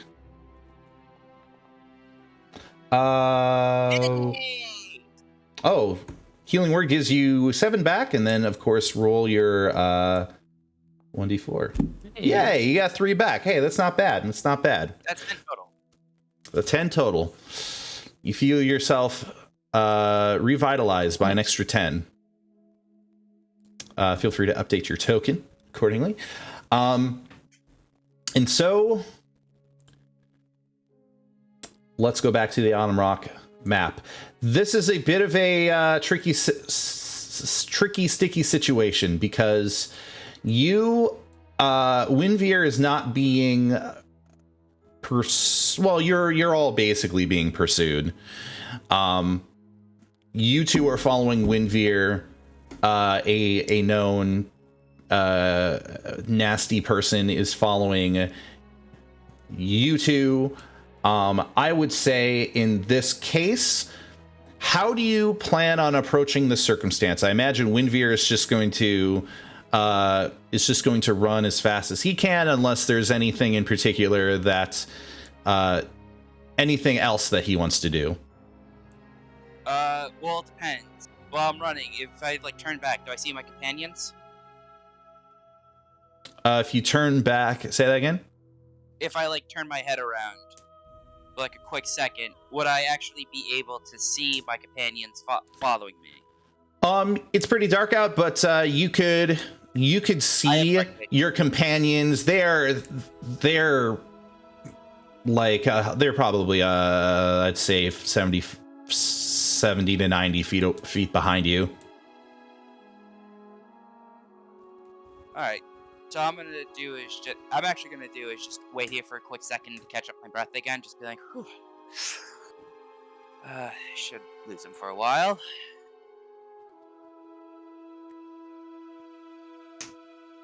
Do they catch up with me?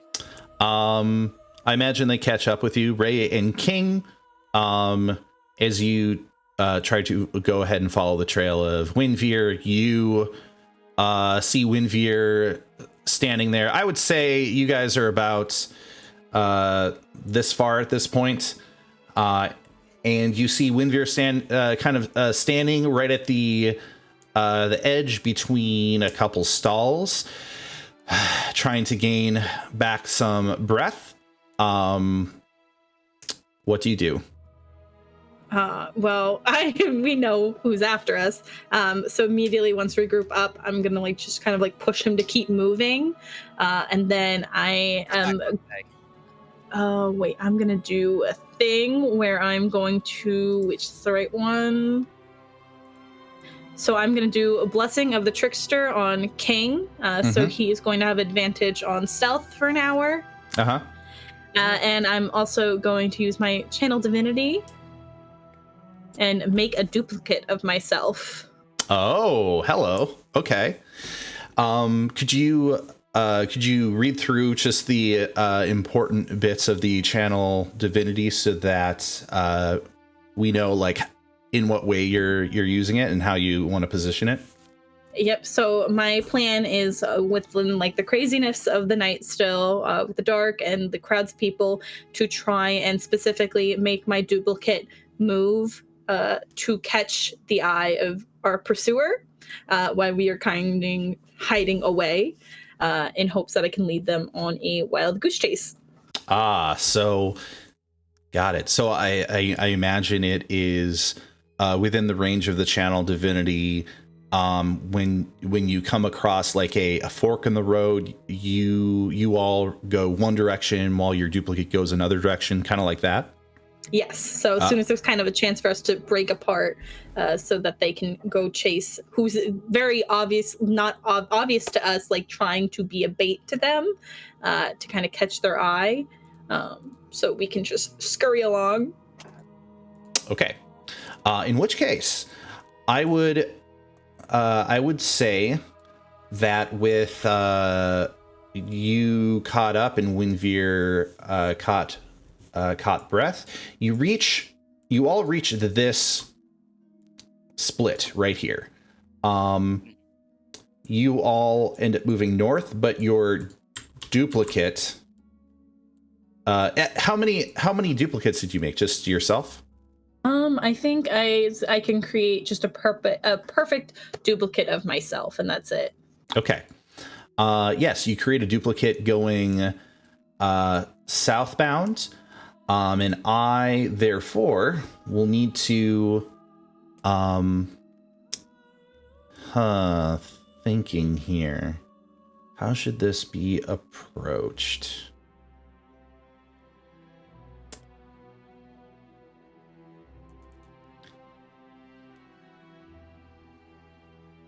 There's all sorts of different kinds of roles we can make for this. Let's see. Must remain. What's the condition for someone trying to determine if it's real? Cast spells as though you were in your illusion space, but you must use your own senses. I don't believe there is a check, Oh. but I could be mistaken. I think the only way for somebody to know it's an illusion is if they go and slash at it, and then it goes through them. So I would... Yes. Correct. I think I remember this. It literally says perfect illusion of yourself. Ah. Interesting. I want to gauge the effectiveness of it, not its pass fail, but the effectiveness. Could I have you roll a deception check?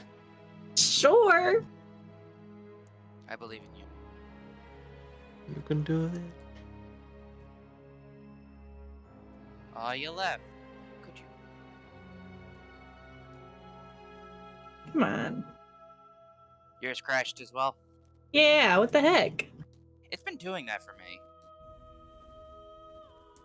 I don't think my internet's having issues. I got fiber. Well, no, it's not the internet. I think it's also my system. I have a potato laptop, and you probably have yourself ultimate tower. Not the ultimate tower, but yes, pretty powerful tower. Yes, I have potato PC that I got for like $500. Gotcha. Understood. I do not have potato PC in my. I think it's just Foundry's just wanting to be a butt today. Yeah, okay. True. Let me just make sure that I want to do a test roll for myself just to make sure Foundry is responding. Oh, I'm not trying to make a roll for you. Okay, there we go. Well, it seems to be on my... Mine's still loading. If you just want to click my character sheet and roll the deception, and then... Sure, we could do that. You can continue while it tries to reload. Deception check. I won't complain unless you're rolling that one. Oh, damn. 19. 19's pretty damn effective. So you end up moving.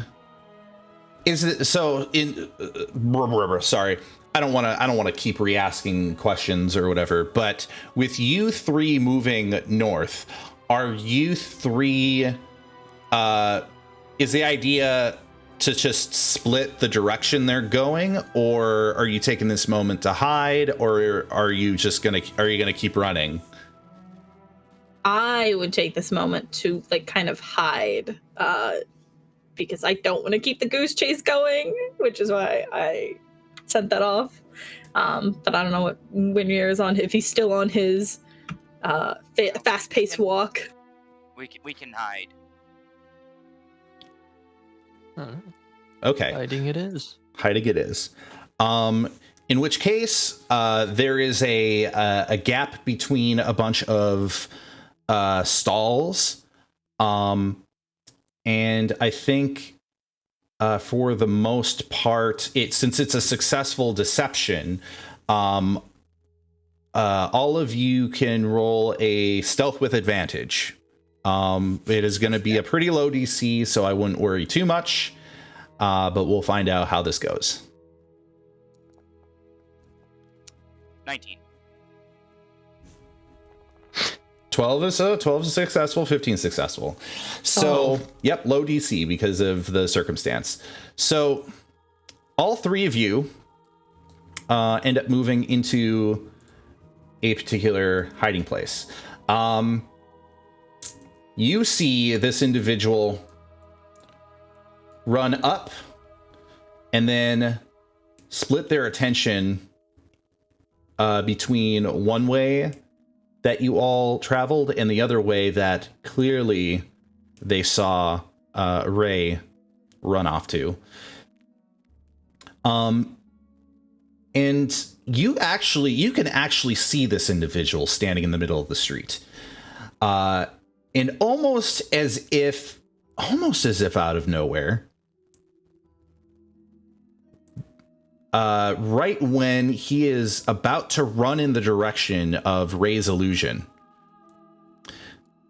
his companion steps up and sort of grabs him by the shoulder, and you can hear her say, "Wait."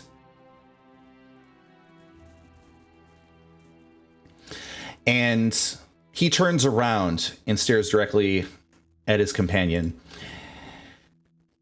And she says, "There is..." Or, hold on, I want to make sure I state their names. "Vangelis, there is no need to pursue them any further."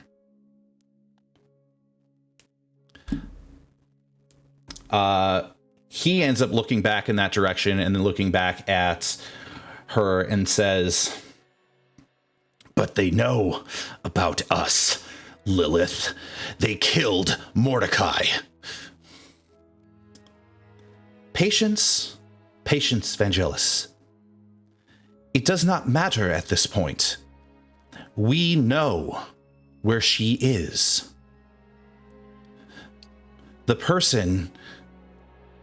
The old man gave us everything. We can let them go, and we can take care of our business, and we will be gone before the Sentinels can do anything about it.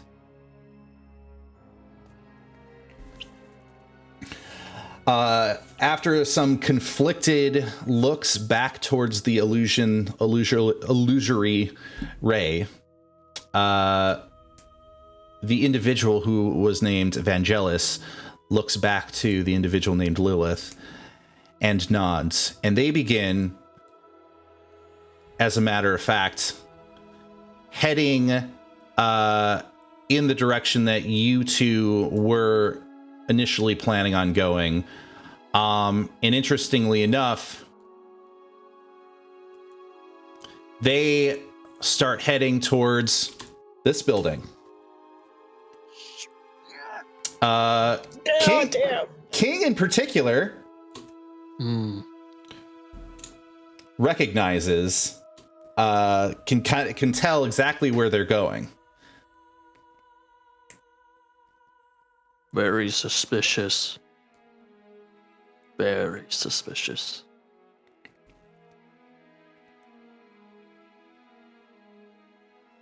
Okay. Oh yeah, you two don't know, right? So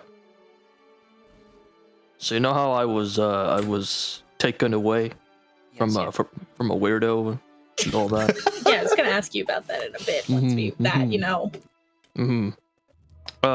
So this weirdo put me in like a pillar, or put me standing on a pillar, and there were spikes at the bottom, and he threatened to listen to him or he'd killed me. He's kind of messed up. But anyways, Get to the point of this. We don't have much time. Yeah. So, long story short, admittedly, I wasn't paying much attention to him, but he said something along the lines that somebody's trying to kill us all, Yes, and if we want his help to make sure that we don't die. so that's Sorry, what that was it? that? I was gonna say weird man in the mirror. Is that where that's where he took you there, right? Correct? Yeah. Perfect. All right, you two. You're gonna be able to go there. Keep an eye on them. I'll be able to get the Sentinels. Considering they're going right there right now, and where Mortha's gonna be, we got this. All right? Break. But I wasn't done speaking. Well, guess what? We don't have time to speak that much anymore. Let's go. As I'm just But- like, He always has time to speak. This is just some. Well, if he doesn't wish to speak to the knowledge that I have to share, and he wishes to die, then so be it. Anyways, right. So as I was saying, I was saying, the weird man said that if we don't want to die, we need to get him a glaive or something. He called it a blade, but then he showed it to me, and it looked like a glaive to me. So we need to get this glaive that belongs to, I think he said the Sentinels or whatever. Yeah, whatever. This glaive is in like the arena that I'm supposed to participate in. The Vagabond arena. Yeah, so we should probably go there and get that. But anyways, the reason why I bring this up is after he kind of, threatened my life and all that, he rose up the pillar, and I flew up for a while, and then I woke up in this weird place. And that's the weird place. It's that building that those two weirdos went in. So it's a bit suspicious. Yeah. The whole thing Perfect. is kind of weird to me. Are you saying they're keeping it in the arena or keeping it somewhere else? Oh, I don't know. All I know is that the weapon is going to the winner. So, yeah, which should be a problem. I'm going to win that, but worst case scenario, the weird man said that we could murder anyone who gets it. So. That's not what I said. More or less. King's Cliff Note version of everything. All right. His understanding of what was told to him. Okay. Then I think right now the best thing to do, considering how powerful he is at least follow when it comes with it. We can try to see if we can get some of the Sentinels to go in to surround that building. Great. I mean, I'm pretty curious to what's going in, so like, I'm just gonna go take a peek. Mm-hmm. The weird man also, he's very strong. Yeah. He was standing on a carpet or something. It's kind of crazy. Magic. But anywho, I'm gonna go to talk to them because I had, before I was interrupted. Which time? I just give you a look. Like, not right now. She's literally just smirking. I had to figure out what to do, and I'm going to tell them they don't like him as is, so we have a better chance of having them go in there and become a distraction for us while we figure everything else out. Okay? Okay. Perfect. All right. So I'm going to the Sentinel building. As soon as he leaves, I'm going up to that house. Okay. Ready? Break. So Windveer's heading up there. Both of you are heading towards the house. Now, in heading towards the house, you approach this. Just to kind of set the scene for the house. This building looks like it has been here in earlier years, and it's maybe it's been around for a number of years, maybe a few decades, maybe even older. But the thing is that it is built of a sorry, let me start over. What you find yourself approaching in the dark of night, for what you can possibly see in the night, is a structure with a number of windows that are boarded up. The roofing is made of straw, and it looks like a chunk of the roof has already caved in. It seems almost as if whatever existed of a second floor has completely collapsed, rotted away. The base of the building is built of brick. However, there are bricks that are missing from the wall. This place has seen better days. From what you could potentially tell, this could have been a small warehouse or a store or some place of business. It doesn't look like it would have been a place where people lived. However, when you approach, you both pass a small hut that is made of stone, and King recognizes this hut right away. This is the hut that you stepped out of, and with the banded door shut. And essentially, you have a number of different ways to approach this building. You can choose to approach the building itself. You could see if maybe there's a way to enter its front door, or if there's an alternate way in, or take in this separate, smaller hut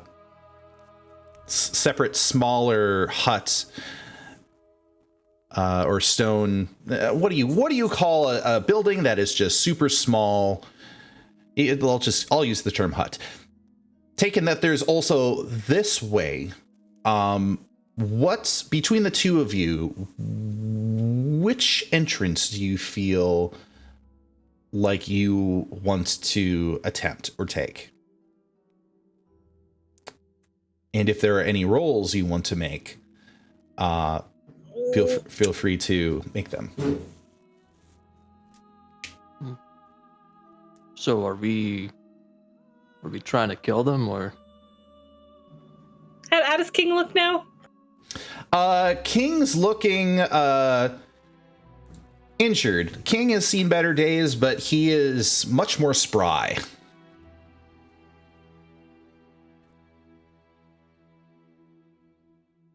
Well, if it comes to our lives or theirs, I mean, I think you know what to do. Honestly, they're kind of annoying, so I was thinking maybe kill them anyways, but we'll see what the thing is when we get in there. And as for I'm trying to think. Couldn't we just burn the place to the ground? No, in case there's innocent people in there or stuff to grab. Oh, right. Mainly the stuff. I mean, if I go in there, there's some valuables, and I don't bring anything out, and we destroy the place, where she's gonna be kind of disappointed in me. No, you should have just started with that point. That makes a lot more sense. Yeah, true. Okay. You're gonna try and quietly sneak in. Okay. King's gonna look at you with his chainmail. It's okay. You have advantage. Thumbs up. That's why I gave you the advantage on stealth. Okay. I sneak. When you say quietly sneak in, I mentioned a few different kind of options. Which option do you want to which option do you want to entertain? Okay, so we know they went in the front, correct? Correct. I'm gonna go. Which option is the complete opposite of the front? Well, there are a number of windows that are boarded up, but some of them are not completely boarded up. Okay, I'm gonna see if I can try and get a peek in one of the less boarded up windows. Okay. So you approach one of the less boarded up windows, and feel free to make a. You don't have dark vision, do you? I think I do. Let me double check. I think you might not. I don't see it. Yeah, I don't think you do. Do Kitsune's not? Oh my gosh, that sounds.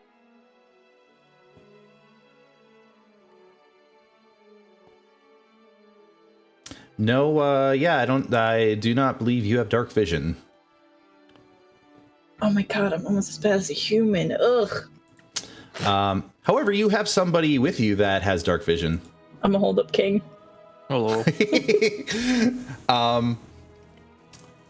King, you feel yourself being lifted off of your feet, and you get to peer inside through the boards of the building. Feel free to do a perception check. Nice. Okay.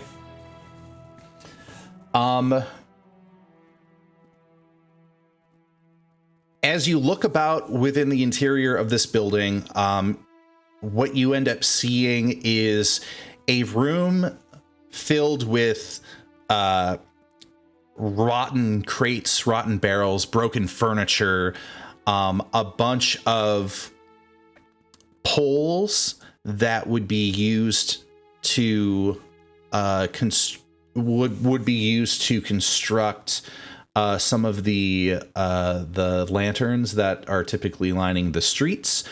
You actually see some of these rusted lanterns in the corner, but the glass is broken. The inside definitely looks like a spot that nobody has really utilized in a while, and all of the individual things that are in this room are rotten or just kind of left to whatever decay or whatever there's grass growing on the floor. There are some vines that are sort of creeping up the inside of the wall of the right side of the room. With that skillful perception check, you are able to hear creakings in the inside. You realize that both of the individuals that had been chasing you, you can hear them. They are scanning. They're looking about the area. You can actually see the shadow of, or the silhouette of one of them in a room further in. They do not notice you, but they seem to be looking about, and they're dead quiet. Almost as if they were, it's to the point where if you didn't know they were in here, you would have figured that they were not in here. And one of them looks down and notices a rug.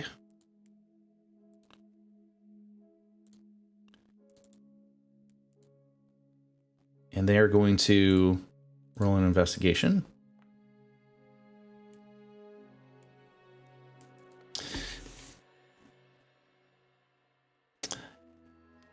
And they step their foot onto the rug, and then they look up and about, and then they move away from your view. In short, what you have determined is that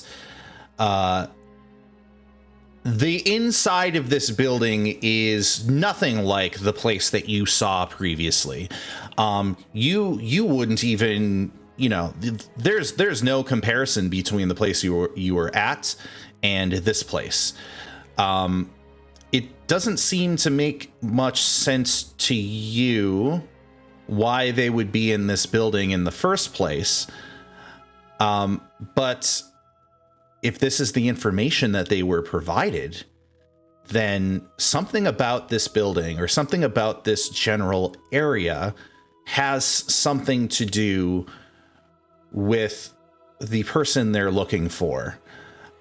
You do not get the sense that there's anybody else in this place as you're peeking in and listening in to see if anybody is stirring. It doesn't even make sense that anybody would be in the second floor because most of the second floor is caved in. Yeah, it just doesn't occur to you like anybody's here aside from the people looking for them. There must be more.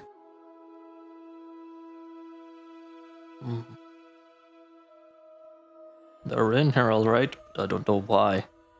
Seems pretty old, beat up.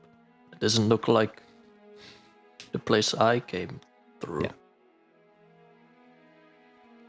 And I should add to that effect, it doesn't even look like anybody has any signs that anybody has been living in here either.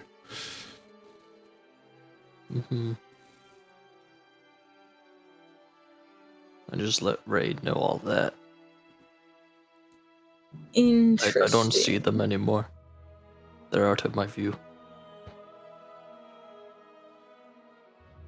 They're very quiet. Oh my gosh. Okay. I don't think there are any valuables or people in there.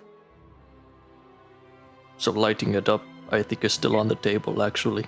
You know what? What do you got on you?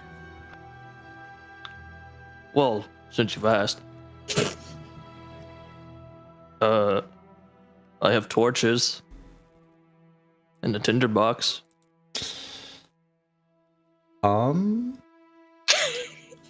What are your passive perceptions, by the way? There's one thing. There's 13. 13. I think it's like 12. That's like, don't you dare 12. light this place on fire. Yeah, it's 12. I mean, I'm for whatever you want. Oh, no. Okay, something happens, but you don't notice it. I hate that! Oh my gosh! Okay. In the meanwhile, I'm a quick switch. I'm not going to spend super duper tons of time because I'd say we're pretty close to the end of the stream period. However, Winveer, you get to the front doors of the Sentinel Tower, and the door is closed. Oh, you've got to be kidding me. Upon reaching that door, you try to open it, and it looks like it's locked. All right, does it look like there's still lights going on? There are still lights, for sure. There are still lights. As a matter of fact, while you're trying to rattle this door, a hatch in the front slides open and says, "Hey, what do you want?" I was gonna say, is your boss here? That is to It's say, Dan, somebody right? says.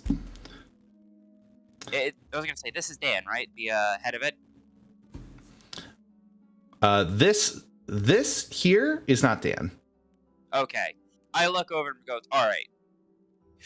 Been a long night. I'm here to see your boss because I have news for him. Boss. What? Dan. Oh, Dan. Oh. Well, Dan's not in right now. We're closing up. As I look over into his eyes, I go, in that case, I have important news for him that's ultimately going to lead to a problem that your boss is having right now. I have not had a good day, and I am here to essentially say to him that there are individuals over here that are preying upon your citizens. Now, we can make this easy or make this hard. Call your boss over. Preying upon citizens. That sounds like Wednesday. Happens here all the time. As I hold up the vial of ash, like, well, does the normal predators bloodsuckers? Persuasion check. All right, persuasion. Let's see. It's gonna fuck me over as usual. This person you're talking to, you can tell has kind of a snarky demeanor. Like, what do you want? A 14. He is going to put his eye out towards the hatch, and he is going to look, and he's gonna say,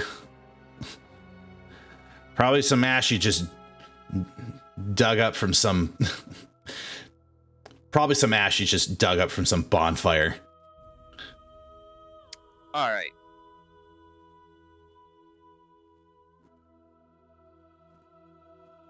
Let's see here. If you want to talk to Dan, he's he's probably watching the events tonight.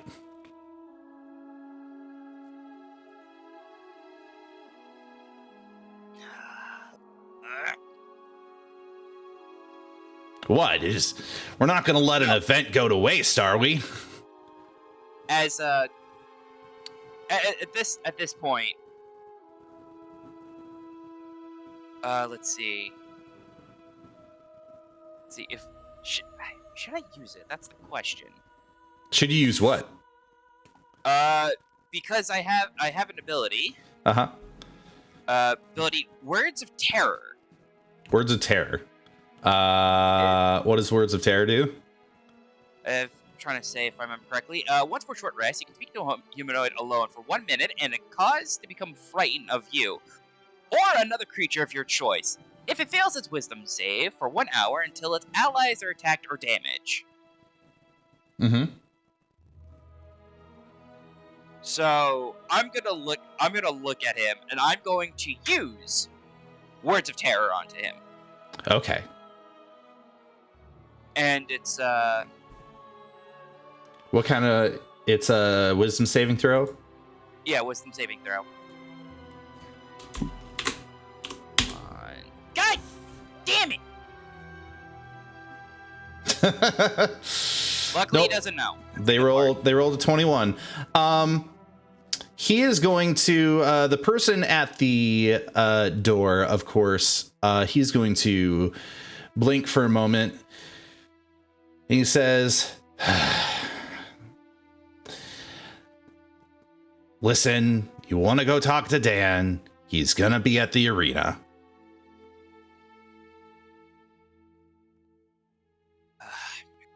That's fine.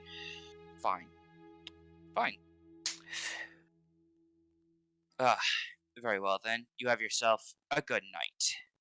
As I am like realizing, fuck, this is not going the well I was supposed to. And now I'm just gonna go run back over to my companions. Okay. Gotcha. So Trying to light the place on fire. So you two, describe to me what you two are doing. I will say whatever it is you all decide on doing is where we will end the session off. But describe to me what you two are planning on doing.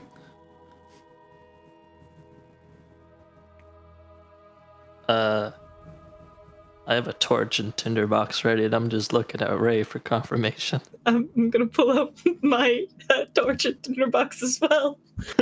Oh. Oh no. Windveer is going to be late to this, but I don't know if there's some sort of check to make to light something on fire using a torch and tinderbox. Is there like a tinderbox roll? That's a good freaking question. It's a survival roll because it's the same thing as using it for creating a bonfire. So who has a decent enough survival roll to light this thing? I'm gonna look at King. Where's my survival? Oh, there it is. All the way at the bottom. You got it? You I mean, yeah, let's see. Oh, you should have told me. I at least had a +3. I mean, you both can make an attempt. If Oh, you want to can make we? an attempt, Okay. you can.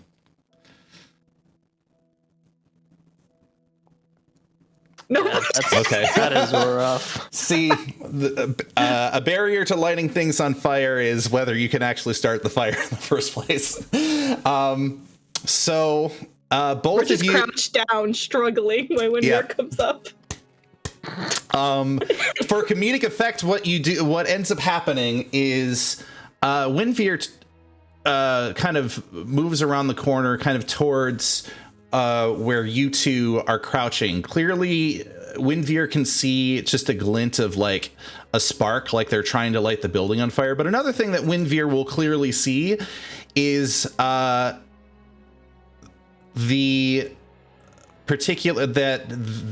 little hut that's right next to this building.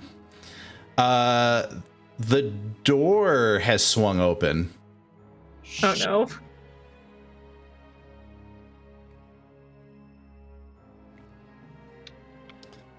And Windveer will approach and sort of realize that you two are trying to set the building on fire. As I look at you, it's like, all right. First of all, stop it. Second of all, doors open. Come on. As I'm waving them over, it's like, we're gonna do this. We're gonna do this. Come on. I'm gonna sadly just put my tinderbox and all back in my bag, and just look at King. Next time. Okay. All right. Sounds good. All right. In which case, where we leave off is essentially the hut next to the building, the hut where King had stepped out of, which mysteriously locked behind him, is now open. I'd say King, do a final investigation check.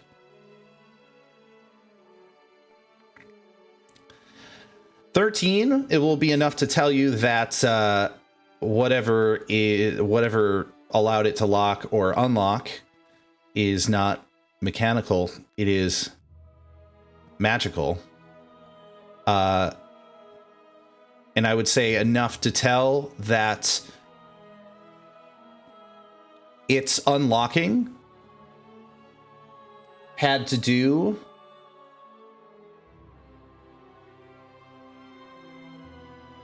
with it's hard to say. 13 isn't high enough. Sorry. I hate this. I know. Damn spellcasters. Anyways, the door is open, and as you approach, do you step on in?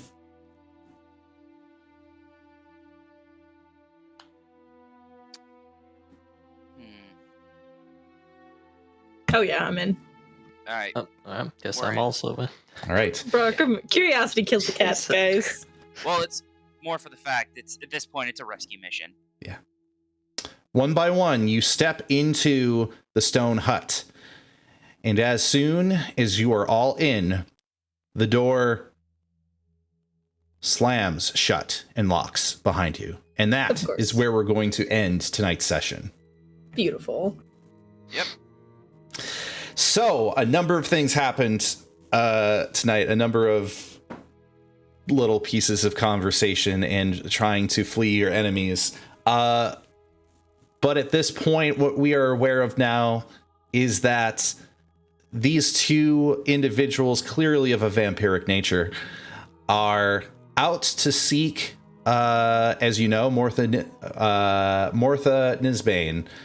Something about this place has something to do with Martha. But of course, the kobold knows that this is the place where you ended up after conversing with the mysterious stranger. So we will see what the results of this all are next week. And I would like to thank all y'all for playing in today's session. And that is Emmy playing as Ray, Gabe Grimoire playing as King, and then Squigs playing as Windveer. It's Bully Windveer Day. I figured is today. So great. And the final thing I want to do here is Sensei wishes for us to have a peek at some brand new art performed for one of our players named Zug. And I am actually going to take the moment to create, to add this picture in so that we can take a look at his handiwork. Let's see here. Let's go ahead and save that image. Let's upload the image, select, and reveal. This is the art and handiwork by Sensei Suplex, his rendition of Zug. So I'll get a look at it. That's pretty awesome. I love the wounds, the blood marks on his face, and the big ring around the nose. We love Zug here. Unfortunately, as we know, Ambrose, Phoenix V, and Sensei Suplex were not playing in this session today. Two of them were unavailable, and one of them just taking a break from the session. However, next week we should revisit the events that happen in the Vagabond Arena, the tail end of the Monster Maelstrom, proceeding also with the investigation of this building. Everybody in chat, thank you very much for peeking in. I'd also want to mention that Emmy has a Twitch stream. I do believe it is under www.twitch.tv/inspiration. Is that correct? Heck yeah. Twitch.tv.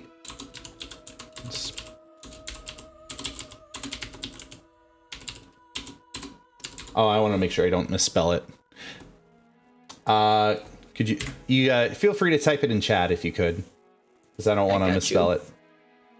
So, if you enjoyed tonight's session, please spend a moment to check out Emmy's stream. Jump on, leave a follow. I've peeked in at the stream before, and you also run D&D, or you are part of D&D, part of a D&D campaign, one or the other. Yep, I run a game on Saturdays, and then occasionally I rope my players into playing video games with me because it's fun. Awesome. What happened most recently in your campaign? Sad, actually, one of my players had to dip out, so we had a farewell to our party's cleric and, like, heart of the team. Like, he was a Loxodon good boy who just was the peacekeeper of everything. So now we don't have him, so now my party's gonna try and kill each other. So oh, that's a sorrowful moment. Well, peace out, clerical Loxodon. You will be missed. Anything in particular that happened at the tail end of the stream? Any cliffhangers, or was that pretty much it? It was just the send off to our good pal Vasul, and now we pick up in the political arc of the campaign where they have to potentially overthrow the king. So we'll see how that goes. Excellent. So, hey, chat, if that sounds interesting to you, if the political arc and overthrowing a king sounds like something that you'd be interested in, please click on that link for Inspiration's Twitch channel and hit follow. And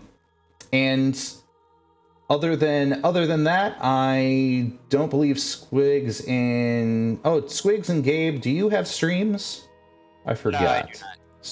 I told you, I have potato PC. Can't stream. That is right.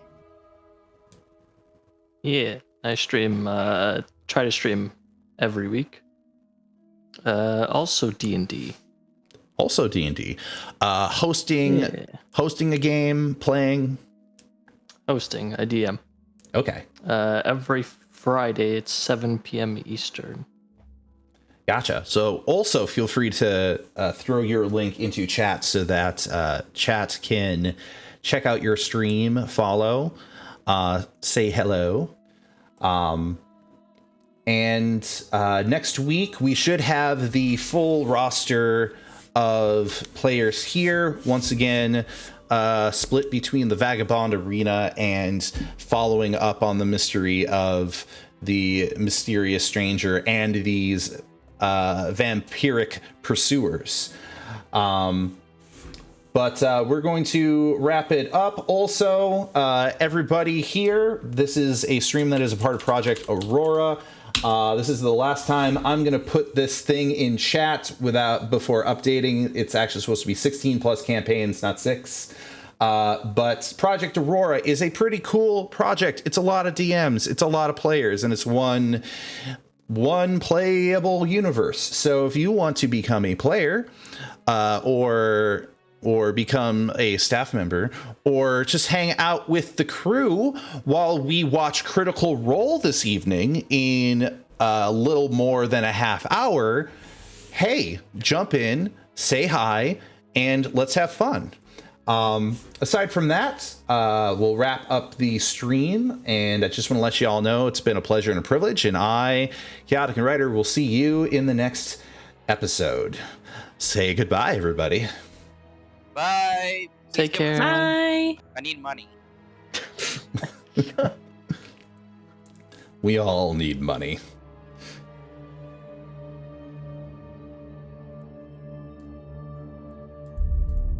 Yep, that was definitely Bully Woodmere Day.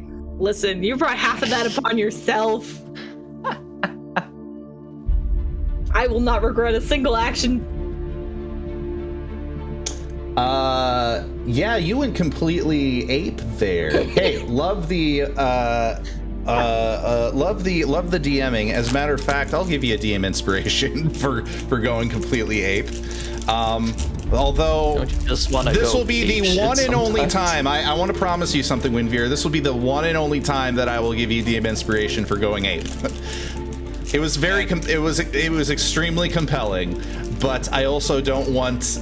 I also feel like your character going ape every session for DM inspiration will probably not work. Oh no, I'm not doing that for DM inspiration. That was entirely in character. Oh yeah. It was entirely a day of him getting stabbed, shot at, chased by vampires, and now has to deal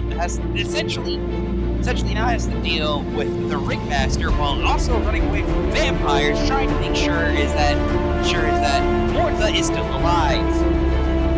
At this point, it's this day can just kill itself. Fuck.